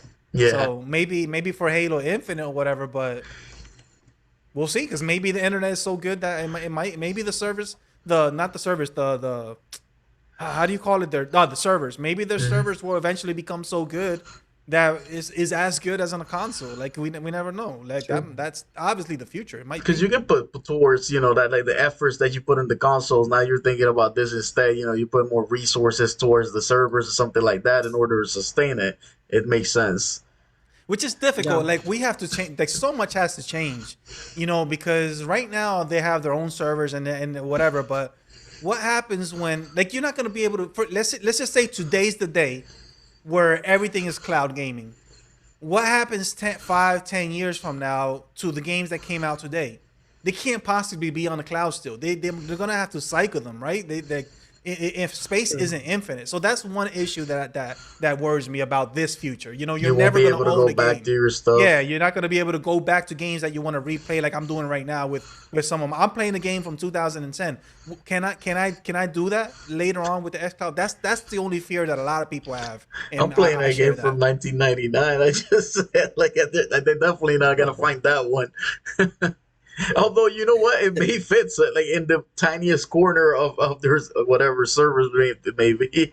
Yeah, I mean, maybe Yeah. we're not like, we don't know. Maybe they meant the technology that allows that to happen, but right now it's a concern. Yeah, it's hard to think about it at this point in time where we are at right now.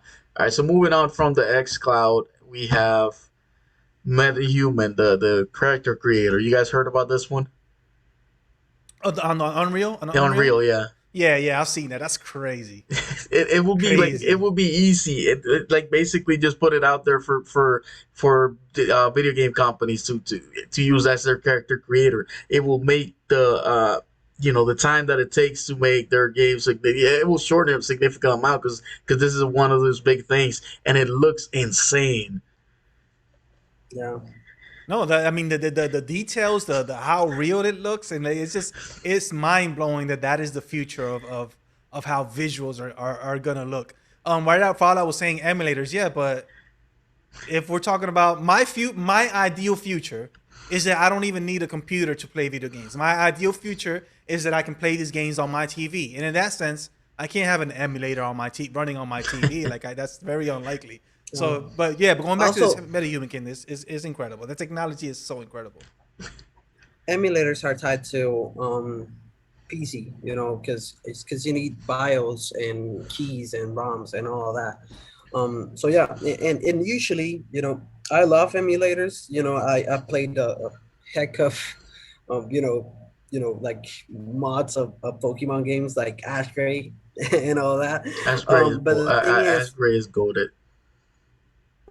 yeah, but those games, it we have like really decent ones. We have like really great experiences that you don't even notice that this thing is being emulated. But we have others that are really bad, and on the emulator side, I would say that even though I've enjoyed that, all my life, or at least most of my life, we still have a lot to do in that regard. We still can't emulate proper N64 games today. Okay, because the controls, the analog, all that, it was tied to some aspects to the N64 that have not been translated well in the emulator space. we can't play GameCube games in a proper manner. That's why Mario Sunshine was so beloved and was so highly people were like, I want to play Mario Sunshine now because they want to play a good run of it, a proper um, game, and I think that emulators, they serve their purpose, but they're not the best technique to address an old game, I would say, because you have all that. In a perfect world, we would have like the best emulator console ever that could run PS3, PS2, GameCube, and 64 without bugs, without any hitches, without freezing all that, and that would be perfect. But right now, we still have a lot to do in that front. And believe me, follow. I understand you and I respect you in the emulator front, but yeah, we still have a lot to do My in North that front. camera is gone. Oh, I didn't Yeah. No, no, realize. but Okay, yeah, I thought you were reading something, so I was like, I gotta let him know. no, I was reading something, so I didn't realize. Yeah. Let me get back. All right. So while Manuel goes ahead and fixes that off, we're gonna go ahead and move on to the next one. And I want you to start on this one, Luis, because I Okay. don't know that you played it, and so this is gonna be the director's cut of Ghost of Tsushima. Manuel and I played it, and I want to know what his interest is. His interest level is in the director's cut, but you haven't played it yourself. So No, unless I'm mistaken, so does this do anything further from you trying it out? it does. It does actually. This is a Same rumor as though. It apparently showed up, but it's not. They haven't really said this is coming.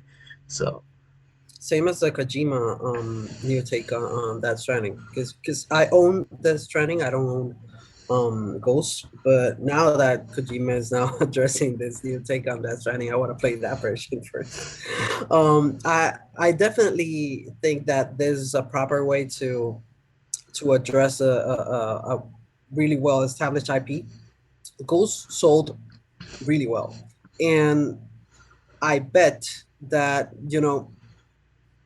the director and the dev team, even though they had Sony's back and they had budget on their side and all that, there had to be limitations, right? They needed to you know deliver this before I mean after The Last of Us, right? They had that date stamp. They needed to tackle that.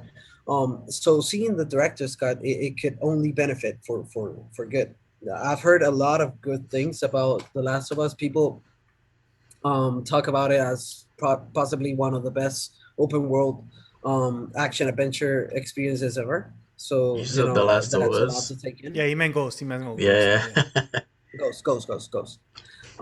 So yeah, it could be good And I to wonder play. what the director's cut is of a game that is so closely tied to like those kind of movies, you know. But let's hear Manuel's take on it. I Does the don't know, but this director's cut thing, I think is this new thing that cash grab? no, not cash grab, but I think it's like this new name that we're giving now to games that I think is just adding features for next gen. That's because that's why I'm waiting for Death Stranding. Why is it called Death Director's Cut? Are you actually gonna Oh, add okay. additional content, or do you just mean that it's gonna run better, it's gonna look better, it's gonna have the PS5 the features or whatever? And the same goes for Yeah. this. Is what does Oh this no. mean? I just I Yeah. think I just thought about Final Fantasy 7 remake director's cut after I yeah. bought everything else. You're gonna You get it might be when onto when the something. God, of episodes are course. gone. When the episodes are done, you're going to get it. Yeah, Like but that's I'll have obvious. everything by then. Like I'm not trying to spend extra on that again. Yeah. You might be onto something, Manuel. Yeah. Because Devil May Cry 5, the special edition, right? That's the way it's called. Yeah. It's only available on next gen, and I was reading online because I wanted to see which version would I buy. I'm gonna get that one, but there's no way for people that bought DMC5 to access that upgrade. There's no way.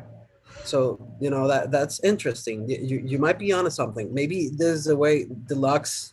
special edition director's cut. It's just that's the proper term to create a new SKU and just drop it off in the next gen space, and not permit the people that have it to upgrade. And to Yeah, have yeah, Manuel that, maybe accidentally that's the buy way. it twice. True. Yeah, I mean, And then I say, won't "Oh, be there's nothing we can do. The policy is clear." three times. I have it three times. Three Marvel times. Spider Man Oh three my times. god. So Ghost of Tsushima, I've been dying for a reason to get back into it. I have no reason to get back into it right now. I planned the platinum it. I did everything in the game, so I have no reason to get back into it. I've always wanted to do the online thing, but I want to do it with somebody. So if you give me a director's cut, We can do at it the after very, Red Dead. at the very, at the very least, give us some new trophies or whatever. Give me a reason to get back into it. Don't just say, "Oh, now it looks better, now it runs better, now it has the controller features or whatever, the PS5, the DualSense control." Like, don't give me that. Plus, I don't know if you heard Ace, but and Luis, but there's also rumors that there is a standalone version, kind of like the Miles Morales thing, but for Ghost of Really? Tsushima. It's called Ghost That's of interesting. Ikishima. I think is what it's going to be called. I've Ghost of heard about Ikishima. that. Yeah. I heard the So name. Yeah, yeah, so the rumors is it's gonna be like a standalone thing, costs like $40, and it's kind of like a sequel, but it's not a sequel, whatever. Like, give me that. yeah. I really, really would like that. And I think we talked about this before. That I think Luis was like saying that he was kind of worried about Sony's future in terms of putting out these games like $40 games or whatever. And I said, give me that every year, once every year. Give me one of those games, $40, and it's that quality every year, and I'm happy. You don't need to give me Because we anything else. just So if you, said too, like we don't have the time to spend on this longer anymore. Like we will try if it's something that we really really like, but we really don't have it like that. I mean, so it's a exactly. shorter experience like that you can that is a well polished game that you can actually enjoy. I will take that any the week to a AAA mess that we can barely play in the beginning, and then we can only kind of play in the following months. Yeah, definitely, definitely. But hopefully, let's just see. Hopefully, Mhm. this comes out into fruition. And I just want more ghosts, man. Just give me more ghosts of Tsushima. All right, so we're gonna move on to this one. I didn't tell you about guys about this one. I don't know if you saw it yourself. This was a tweet from the account for the TV show The Boys, and they are asking, but what would The Boys video game look like? I know you guys Interesting. enjoyed the series, and I saw some of the retweets before we get into it. Somebody was saying it has to be open world. Another one was saying that they wanted like a Mortal Kombat fighting game with them kind of thing, or I guess the DC Ah, that universe would or be something cool. like that. What do you guys think about this one? I don't And buy that. I would you don't. have any interest in a video game from them? No, no, no. I don't buy that. I don't think the boys is not the proper type of game to be. Who are you gonna play as? You only have two options. You either play as the superheroes or you play as the human beings. If you play as the human beings, it's gonna be boring as heck. If you play as the superheroes, they're all bad. Like, all of them are evil. So that's not fun to me. I don't think the boys can't be a video game. You I don't say think so. you say that, but then we have Trevor in GTA, and the normal way that But people play GTA is kind of no, messed up but as well. they're not. But it's not the same though, because it's similar. Like, you're not. I mean, yes, it's kind of the same, but like, for example, like when I think about Trevor in GTA, and you don't only play as him, you play as more than No, one yeah, character. So, but when I think about those characters, they're kind of like anti-heroes to me. They seem more like anti-heroes because they do try to humanize them every once in a while. Like, they do try to give you somebody that's even worse than him to take him out or whatever. So the boys, you can't get behind the boys because they are the evil guys. They're the ones at the top. They're the bad ones. I could be wrong, but I guess I'm more. not I say interested. not for like. I guess I took Trevor because he's the character that most closely associates with the way that people do play the games. I think it's like I don't know if it's something about unwinding or a power fantasy or something like that. But people just love to get into GTA and start blowing stuff up, blowing people up, and that makes them happy. So that I think that's what I was referring more to it, Yeah, the way that the people play it, more than just yeah. the story. But I just don't think it translates as well because the boys is very, very raw, like Mhm. much rawer than a True. GTA. If you're gonna do like a GTA, the boys, where you can just use those superpowers to do whatever you want. You're talking about literally just mangling, destroying people, torturing them. You're talking about raping. You're gonna do, like, it's just it's too much. I think it's too much for a video game. That's what I think. I would like a game. Um, where you could play as Butch, and you know that Butch does this. Like I've never read the boys graphic novel. I've never even seen one. I've been trying to get a hold of one, but they're really pricey. But I would love to play as Butch because he often disappears from the central on space. He goes off and does some other stuff. I would like to see Butch prepared to tackle these big foes.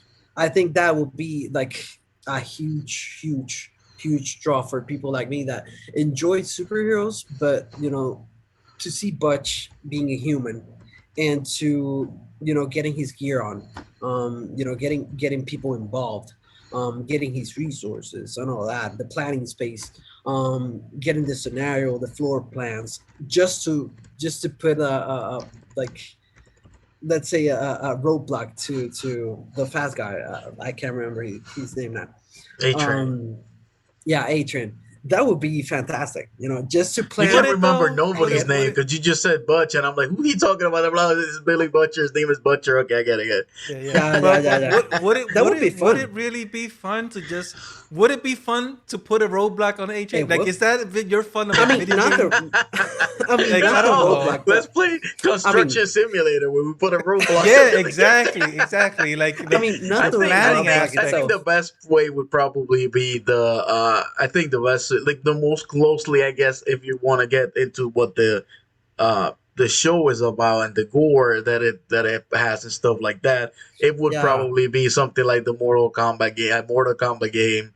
I think that could be I think good. that's what it could be. I don't know about the whole like we think about it, but what Manuel said makes sense. So I don't know if you can get that enjoyment out of that, or I don't know. I mean, But they could the have GTA ideas that we thing. don't think about, but I think that I mean it is a show about spilling guts. Like if there's Yeah, anything closer to that, it's got to be the Mortal Kombat.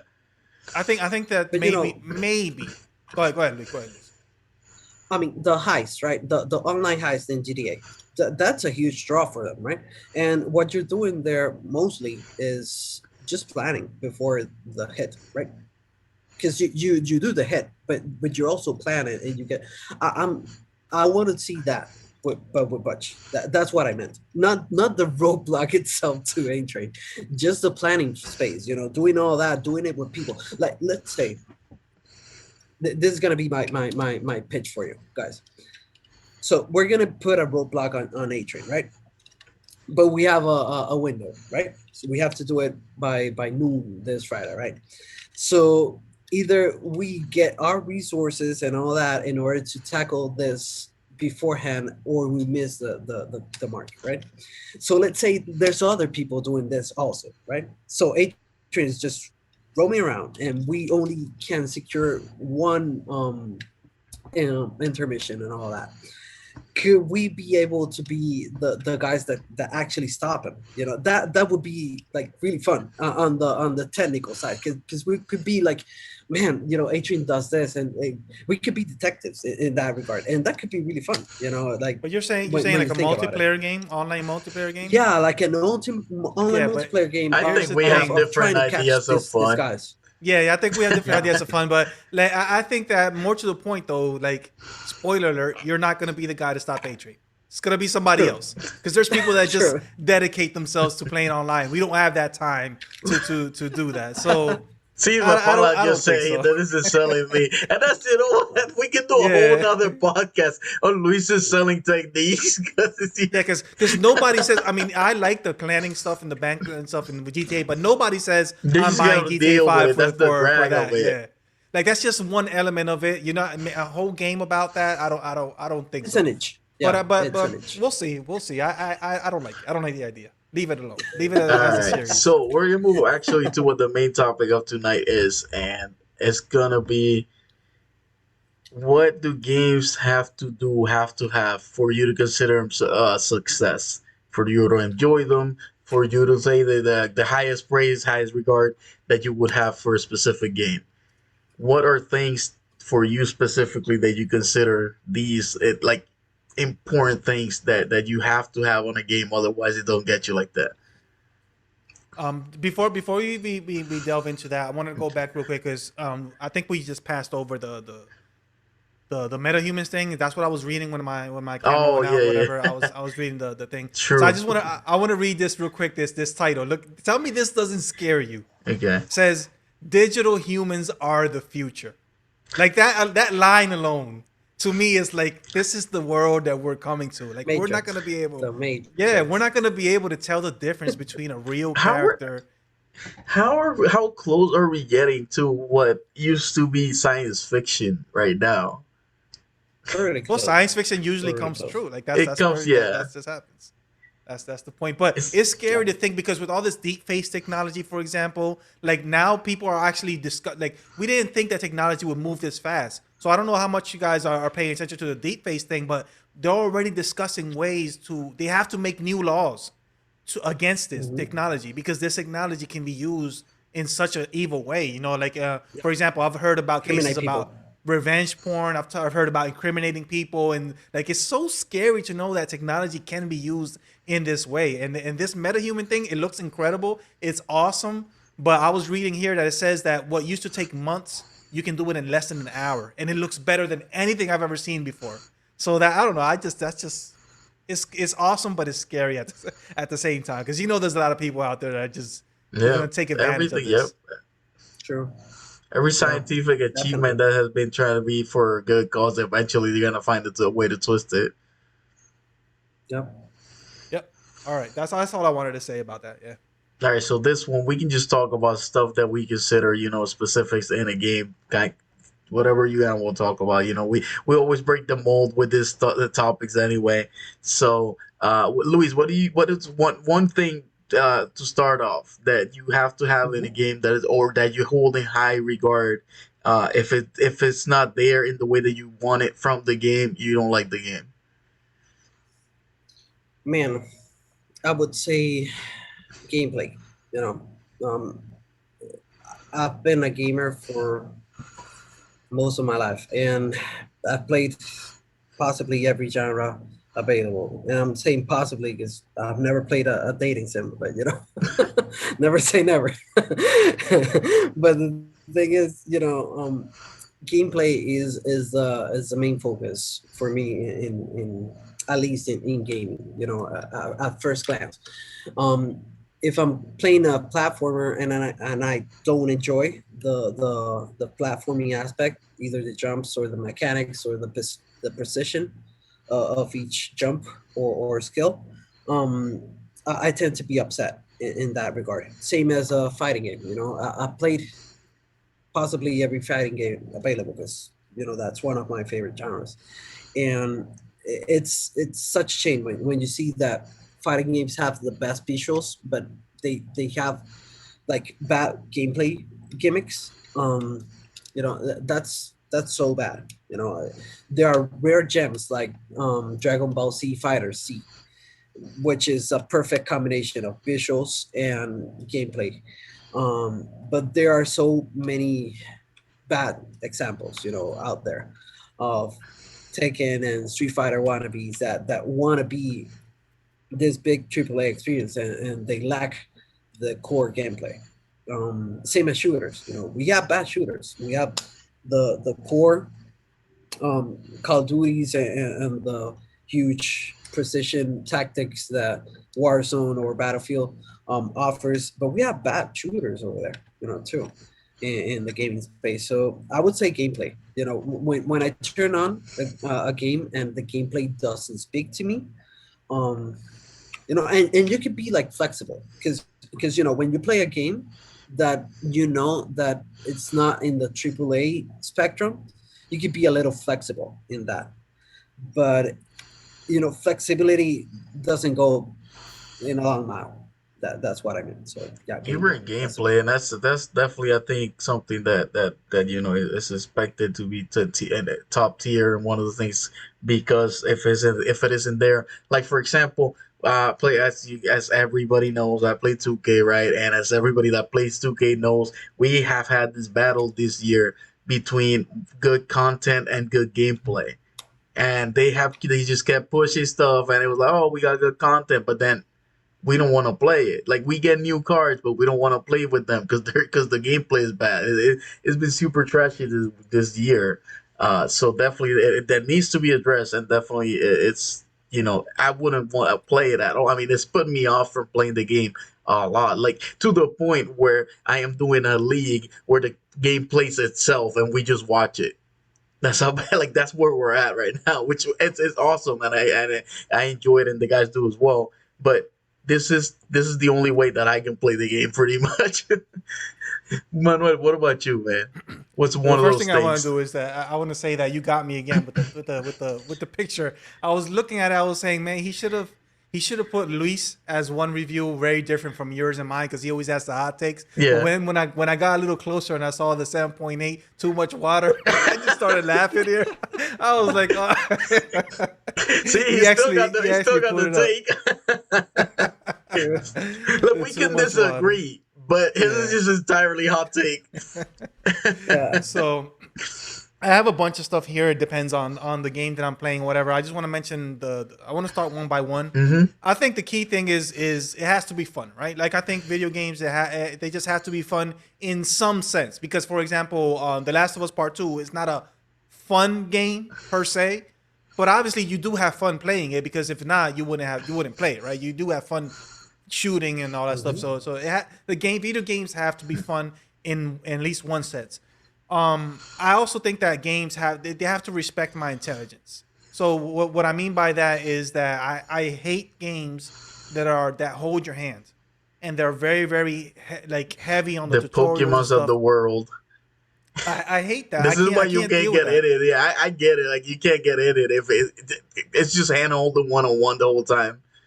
Yeah, I absolutely hate that, and that's what everybody used to criticize about Zelda. Zelda games are like that. Like at the beginning, they just Hmm. hold your hand for so long, and a lot of people just can't get into it because of that. My when I think about is, for example, the Tomb Raider games, for example, the Tomb Raider games, the newer ones, because the older ones did not hold your hand, but the newer No. ones, I absolutely hate when a game does this. So it's a puzzle game, right? So puzzle games, you have to think. But the game, every time you enter a room, it shows you exactly where you have to go, what button you have to press. You just have to figure out how to get there.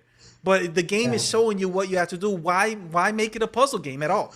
Like I absolutely hate it when that happens. I hate it when games. This is one of my and I know I'm getting negative here, but it's just this is part of what makes the game fun for me. Like I need it to Hmm. not hold my hands, and I absolutely hate it when games when you're in a puzzle because puzzle platformers are one of my favorite genres. So when you're doing a puzzle, and if you take too long to figure the puzzle out, the game tells you what you have to do. And Hmm. that's one of my pet peeves in video games. And every time I'm playing a puzzle game, I usually like the first time I get into a puzzle, I usually let it run, the clock run a little bit, just to see if this game does that. Because if it does that, I'm out. And I absolutely hate it. Like, why do you need to tell me? Like, there has to be a way. At least make it optional, right? Like, make it optional. That way, if I'm stuck and I'm frustrated and it's not fun anymore, then okay, then let me get the hint. But don't like tell me the hint when I haven't asked for it, and it's just so frustrating. So for a game to be good for me, it has to respect your intelligence. Let me figure it out on my own to the best of my abilities, And I don't know. I don't know if you guys have anything to say about that because I have a few things on my list as well. Yeah, no, I agree That's with true. that. I mean, if you're not having any issues with the game, then then why you have to go out of your way to say like, I mean, it's so, and I'm good, and now we're going into Pokemon because it's so like, first off, most people that play Pokemon have been playing Pokemon, and it makes it Mhm. worse because you already know all of these things. Like, say you were playing for the first time, it may not be as bad as, but by the second Pokemon game that you buy, now you're like, okay, no, I know, like, let me get into it. It's very annoying. And they're It like, should be optional. yeah, it should be optional. That's my Hmm. point. It should be optional, and they should make that option clear when you start the game. Do you want these basic tutorials or do you not? Because I remember, like, there Hmm. games nowadays, like there are certain things that are standard, right? One of the I ask you guys in any console, let's say you have four buttons, okay, one on top, one on the bottom, one on the left, one to the right. What button is used in basically any game to jump? the the lower one. bottom one. It's always the Bottom. bottom one, Yeah, right? There's very few exceptions. So you don't have to tell me that in the video game. Like, don't tell me press X to jump. But really, the same thing that all other games do, you have to tell me right now. How do you shoot? It's usually R1 or whatever, or R2. How do you reload? It's usually the square the button or the square. left button. Like it's just so obvious. These are simple things. Now, if you change it, for example, Final Fantasy games, the X was inverted to the Y or whatever. In those games that are Hmm. different, then tell me that it's different. That's Mhm. that's that's that's true. But if it's just a standard mechanic, at the very least, give me the option at the beginning of the game to skip those type of tutorials. Don't show me You them. know, You that's know, funny that's that just you say that now, because if you're playing like two games, like for example, and I expected this not to be a thing when I decided, okay, I'm gonna revisit Mass Effect Andromeda and I'm gonna revisit Dragon Age Origins, two games that are from the same developer and that kind of thing. And here I am playing Dragon Age, trying to hit the button that usually picks up stuff or whatever. Or in the other game, you pick up stuff with a different one, and here you're doing a power, and now everybody's scared, and now it ruins the whole thing because I'm playing the games like one next after the other or something like that, and it's a mess. yeah. That does happen. But what do you prefer? Do you prefer the game to constantly tell you how to play the game just to avoid that? No, right? Like No, it's that's just what I'm it's saying. like No, no, like that's an issue that I Hmm. run too. But I would rather yeah. run into those issues as opposed to the game constantly remind me. You like, do you really have to tell me after all this time? Really, like this is one of those that happens all the time when you're playing any kind of shooting game, and when you run out, it tells you to press to reload. Like after how many Reload. hours you Yeah. put into the game, do you really need to tell me that? I hate it. But I say that I'm trying to think what game it was that I played that did this. I remember that I started playing it. I was playing it on stream or whatever, and the first few weeks, every video I would complain, "Man, this game keeps telling me how to do things. Like I get it. I've already done it a bunch of times. Why do you keep explaining?" But then I remember that I took a few weeks off, and I went back to it, and I was thinking, "Man, how do you do this again?" And then the game explained it to me, and I was like, "Oh, so that's why they do it. Maybe they do it for people like when you take off and you don't remember." So I was complaining about it, but then it became useful. So sometimes I get it, but again, it should be optional. It just should be But that optional. whole thing, that whole beginning of the game, like, again, or say not only if you're in the same line like Pokemon and then another Pokemon, but say a game that you've already played and like that you're going through Hmm. it again. You don't want to go through this whole thing about because it stops the progress. It stops the gameplay, the everything, the progression. It's just you're just like stuck because it's waiting for your input so that it understands that you get it, but you've already played the game. Like, you don't need that. You're just starting over. You just want to get through that whole part so you can get to the meat and bones of the game, but you have to go through it because it's forced, because it doesn't think, I mean, it doesn't think that it's a new game plus. Like, it does. Do you not know that I'm playing new game plus? Like, I don't need that. But If you You know, designed the game, genre. you know that it's a new Yeah. game plus, right? Because you added it. So why? it That's should, true. at the very least, like you mentioned, it should be an optional thing, because if Ratchet I'm and Clank does that actually. Now does that it? I think about, yeah, because I had to go No. back into the New Game Plus to do one of the trophies, and I noticed that in the New Game Plus it has no tutorials. Like it doesn't explain anything, and that's good. That's a It good should way to at do That's the it. good. very least just though be optional, because yeah, if I have stepped away from the game and I played the other games in the meantime and I come back, I would like a refresher, but it should be optional. Hmm. Fighting games, I think, are the best examples of not doing this and do it in a proper manner. Because tutorials are the first thing that fighting games do, and after that, you're on your own. You have to like go back to But the they to have the control well, scheme and all that. like Mortal Kombat, So for so example, you go in and yeah, they have like a tutorial section. If you want a refresher, it's gonna yeah, be there, but it's not on your way yeah, if you don't need it. and it's not tied to the story. That's the thing. That's why I think that possibly the only gaming genre that does this in a proper fashion, it could be fighting games on that regard. Yeah, because it's not tied to the story. Um, I was thinking about something that it might not be.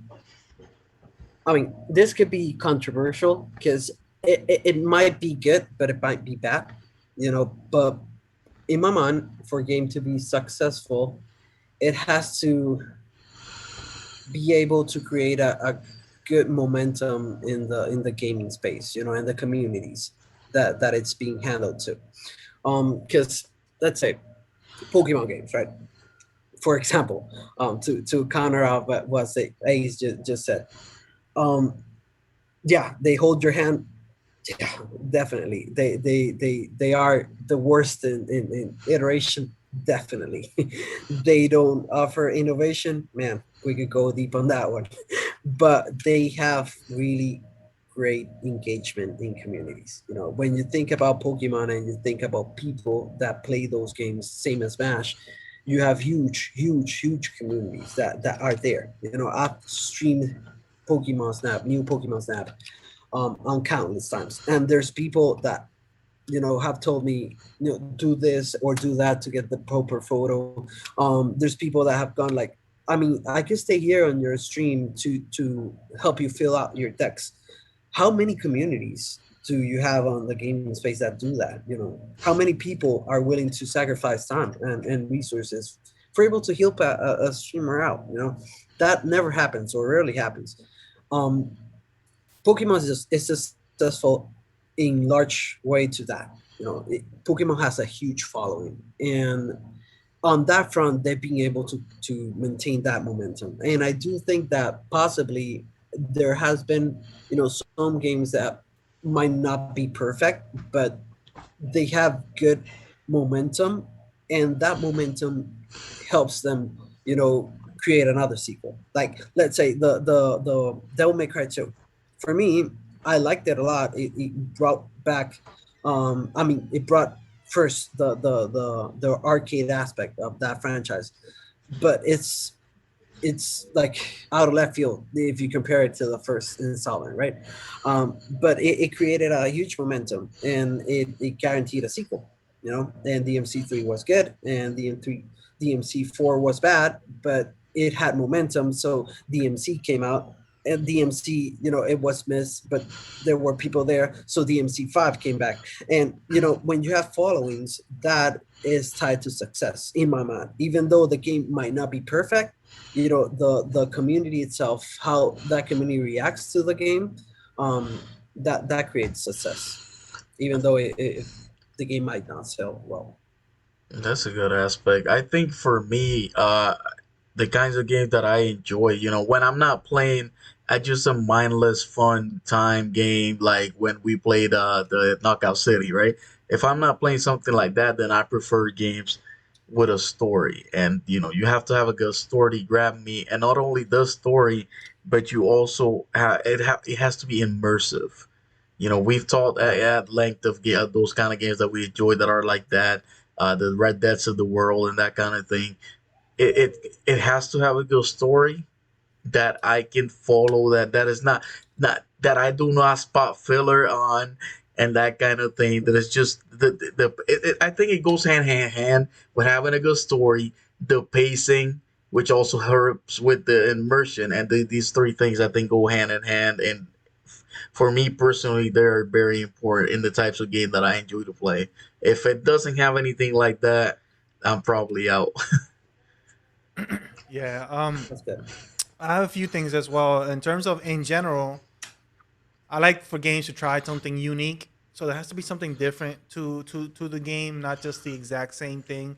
And it has to make me feel like I got something out of it that's not just entertainment. That's the way I view video games. Like, and it doesn't have to always be that way. Like, there are games like you said, Knockout City or whatever, you can just play to have fun. And there are times where that's all you want to do, you just want to have fun.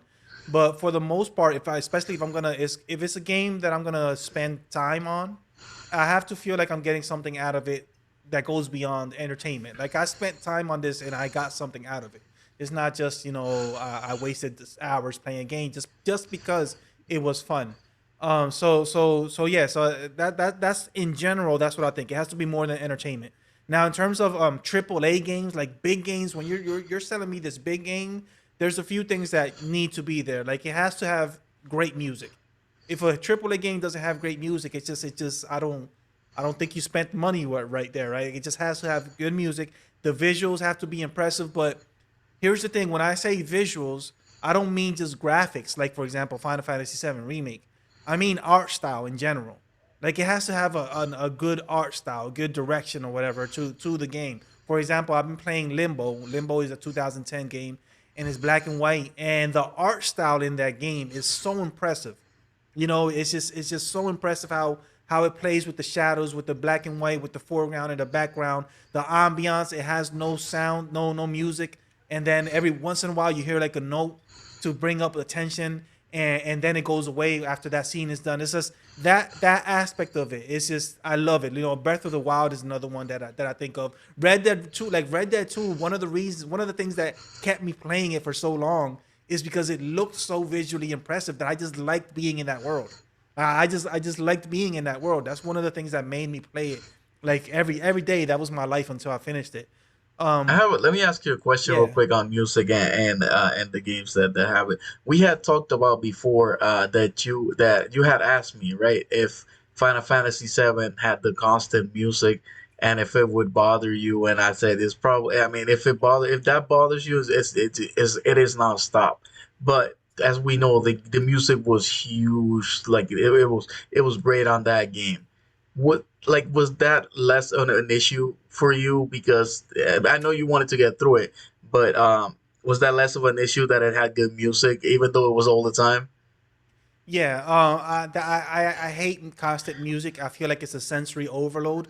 So I was very worried in that sense. There are two games that done that. That game is one of them, and the other one was Near Automata. And and Mhm. yes, because the music is so good, I didn't mind it as much. So because of that, so the music I played 13, but I've never beat it. I've never been able to finish it. But yeah, the constant music for me is just it's too much. Like give me I need moments of silence. Now, having said that, Final Fantasy 10, well, I was gonna say it tends to be because it's so varied because it has theme songs. It's not just music; it's like theme songs. So this place has a theme song. This character has a theme song, and that kind of brings something different to it. But at the same time, the constant changing of themes kind of makes it feel cartoonish, which fits with a Final Fantasy game. But there are certain games that sometimes I don't want that in. You know, I want I like the ambiance. Like for example, I like Breath of the Wild because for the most part there's no music in that game as you're exploring. Every once in a while you hear a piano and it just gives you chills because it's so well done. So yeah, to answer your question, because the music was so good, it didn't bother me as much. Yeah. And you have some Perfect. more? Yeah, I have a couple more, so or at least one more. So I think it has to be reasonable length. I'm talking about AAA games. So one of the things that I need, especially at this time of my life, it needs to be a reasonable length. I've said this a bunch of times before. The my main, if not the only criticism that I have of The Last of Us Part Two is that it's too long. Like if it wasn't for Sure. that, it would be the perfect game. And I just had the experience with Resident Evil 7. Resident Evil 7, I was ready to write you guys. When I thought the game had been over, I was ready to write you guys in the chat. I was like, this game, I loved this game. And then it didn't finish. And I realized I'm in another section and I'm playing as another character. And it just kept going for like 3 more hours, and that took away from the experience for me. If it had finished when I thought it had finished, it would have been perfect. So It's the games, equivalent of like a series that should have ended a while ago and then yeah. they just kept going and ruined it. Yeah, so to me it needs to be reasonable length. And when I say reasonable length, it depends on the game. For example, a Red Dead, I don't think a Red Dead would work if it was just 8 or 10 hours. It needs to be this huge experience because that's what it is. But then you give me a horror game, I think that horror games should not be more than 6 or 7 hours. Like that. That's just how much in a horror game. I can't play more than 7 hours of a horror game. It's just too much for me. It's too much tension. It's too much stress. That like for me, for my taste, I don't like more than seven. Let's say 7 or 8 hours. Let's just say that's a good time frame. So anyway, that's pretty much what I have there. Piggybacking off of that about the time, I think not only like you mentioned, it has to, and it ties it perfectly like nicely with that. Not only be the reasonable length has to do with you gotta respect my time. Sure. If you're gonna give me like, and we can go back to the Yuffie episode, if you're gonna give me 5 hours, then you need to give me 5 hours of something to do, not 5 hours of mindless like nonsense that has nothing to do with anything, like for not progressing the plot, like just wasting my time. Like just respect my time. Like Red Dead is a lengthy game, right? Like you mentioned, but it really needs to be, like you just said, and you enjoy it because of the little every detail. But then you have that one where it's stressed out to the limit, and even Final Fantasy VII remake itself, when it's stressed out just to make it out like, oh, this is a 30-hour game or however much it may be. But is it really? No, it's basically a 20-15 hour game that just it's padded, artificially padded to make it look like it's something more, and it's filler, and we don't really enjoy that. So you have to mention that you have to respect my time. It just goes with the time, whether it be reasonable time, like you mentioned, or not, is mostly for me personally gonna depend on the fact that is this worth it or not? Am I just wasting my time? If it, I don't know. There are games that just like, for example, Skyrim. People like Skyrim, right? You can get lost in it for hours and hours, but if you keep finding something to do that you enjoy, then it doesn't matter that it never ends, right? But then you have a game that it's just that it shouldn't have been as long because now you're just wasting my time, and I think that goes hand in hand with what you said. Definitely. Did you feel when you beat Skyrim? I've never asked anybody this, but did you feel like Skyrim had an ending, a proper ending? When I beat Because it, yeah, when you beat it, did you say, okay, this game is over, and maybe I can keep playing, but the game is done? mm, Did you feel that way? no, No, right? That's no, curious. I I've don't never think had that so. experience. And Yeah, and you because know what? I hadn't thought about it if you hadn't asked me. yeah, I never felt like I beat Skyrim because Skyrim, yeah, it has a story and it ends, but it's this world that you continue to be in. There's not like this moment where you say, okay, the game has ended, and that's very interesting. And I don't think I've had that in any other video game before. Usually, even if it's open world, it's like it has an ending. Oh, but you can continue exploring. Where Hmm. Skyrim is like, okay, I finished this story, but there's this other story that I'm also interested in, so I'm not done with the game yet. That's pretty awesome. And even if you hit everything that there is to do on the game, uh, and then finish the main campaign, still I don't think like you would feel that like. Yes, there is stuff to do. That's not the reason why. I don't know that the ending itself is something that you can just be like, okay, here we're ending on this high note or whatever. Yeah, definitely. Briefly, I have also like this is more. This isn't stuff that has to be in a game for me to like it. These are just things that I like in video games. For example, choice making. I like choice making in Mhm. video games. I like when you have to make a choice, especially When when it I'm a sucker. matters. Yeah, when it matters.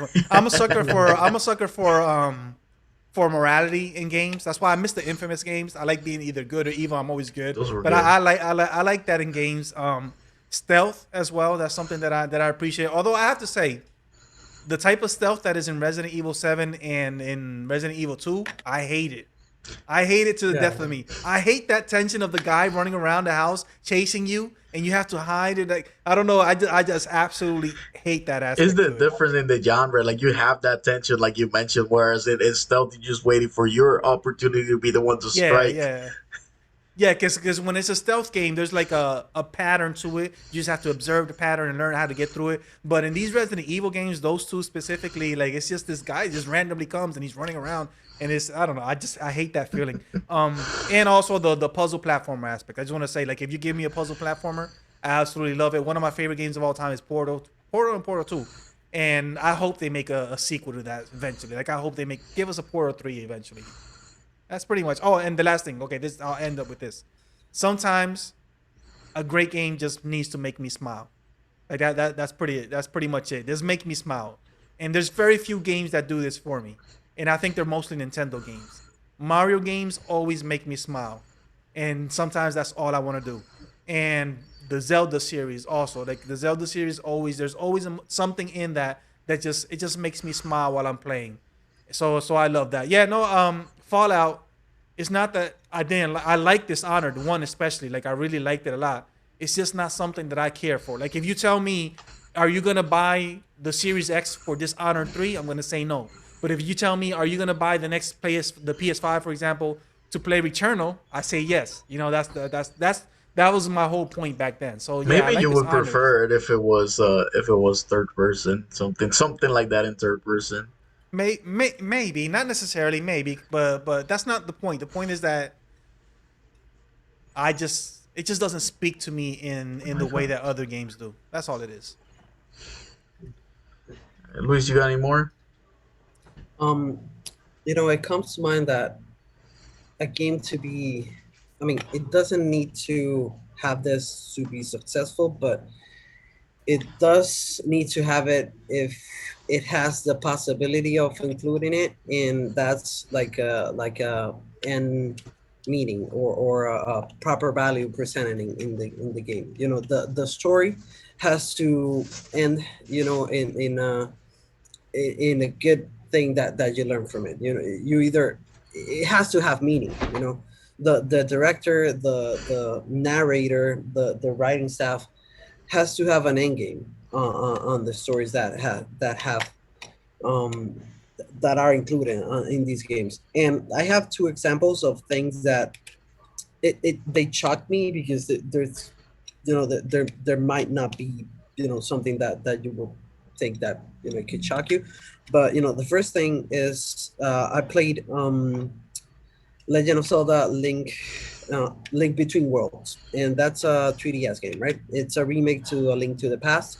Um, I think it's the best remake Nintendo has ever done, but aside from Soul Silver. But on that regard, the ending for that game, and I'm gonna spoil it because you guys not are not gonna play that game. That's on 3DS, and Emmanuel doesn't play 3DS, and I know Ace, you're not going back to it.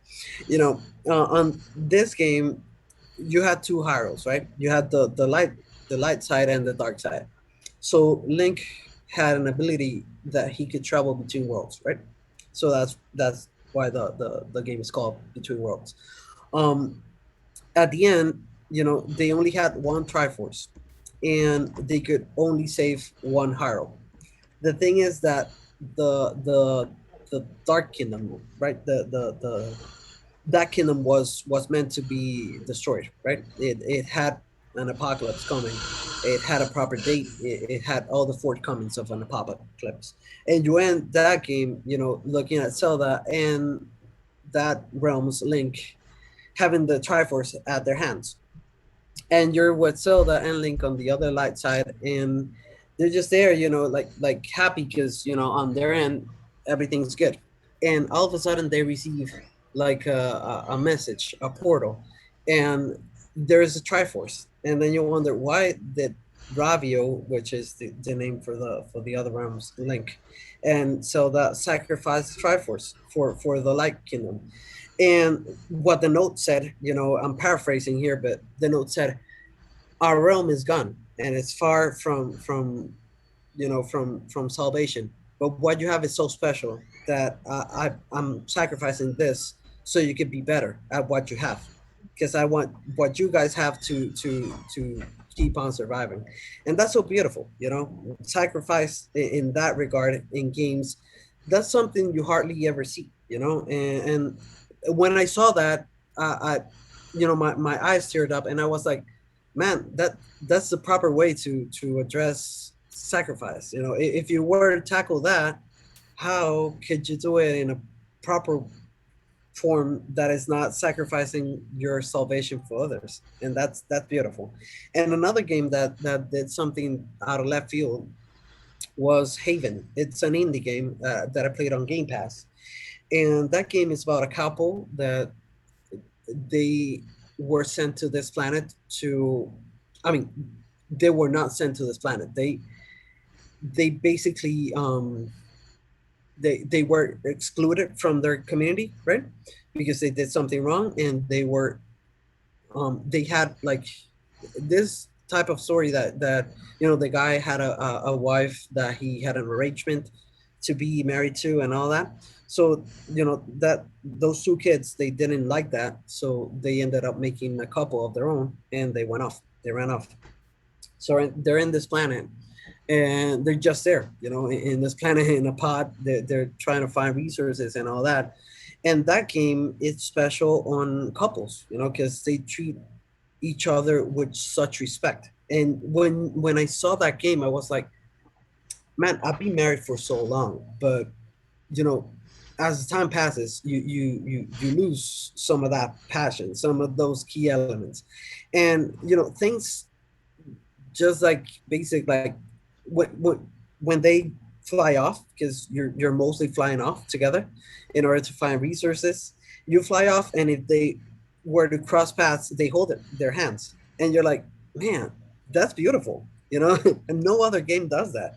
When do you see couples holding their hands in a video game? You never see that, because that's lost in our time. But you know, I love when video games have a proper meaning or value behind the narrative. I love when they, I mean, and most games don't have the ability to do so because of gameplay mechanics, because of the way that the world is set up and all that.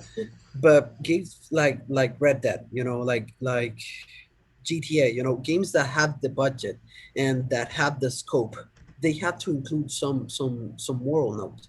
They have to, because I feel that that's the way to make this world a better one. You know, that's the proper way to do it. And you know, those are like two nitpicky choices of mine, but there are a lot of games like The Last of Us. Ghost does that too. You know, so from what I've heard, Marvel Spider-Man, that have good values in the narrative. And I feel that that's essential for the game to be um, beloved, you know, by the community, and to be respected after time passes. You know, you go back to that game, you go like, man, that game teach me something. You know, it taught me how to be better. It taught me how to love better. It taught me how to be better for my partner. All that. A game has to do that, in my mind. All right. I think with that beautiful sentiment, we're gonna leave it here for today. Thank you all for joining us. Thank you for that great conversations, and we will see you next time.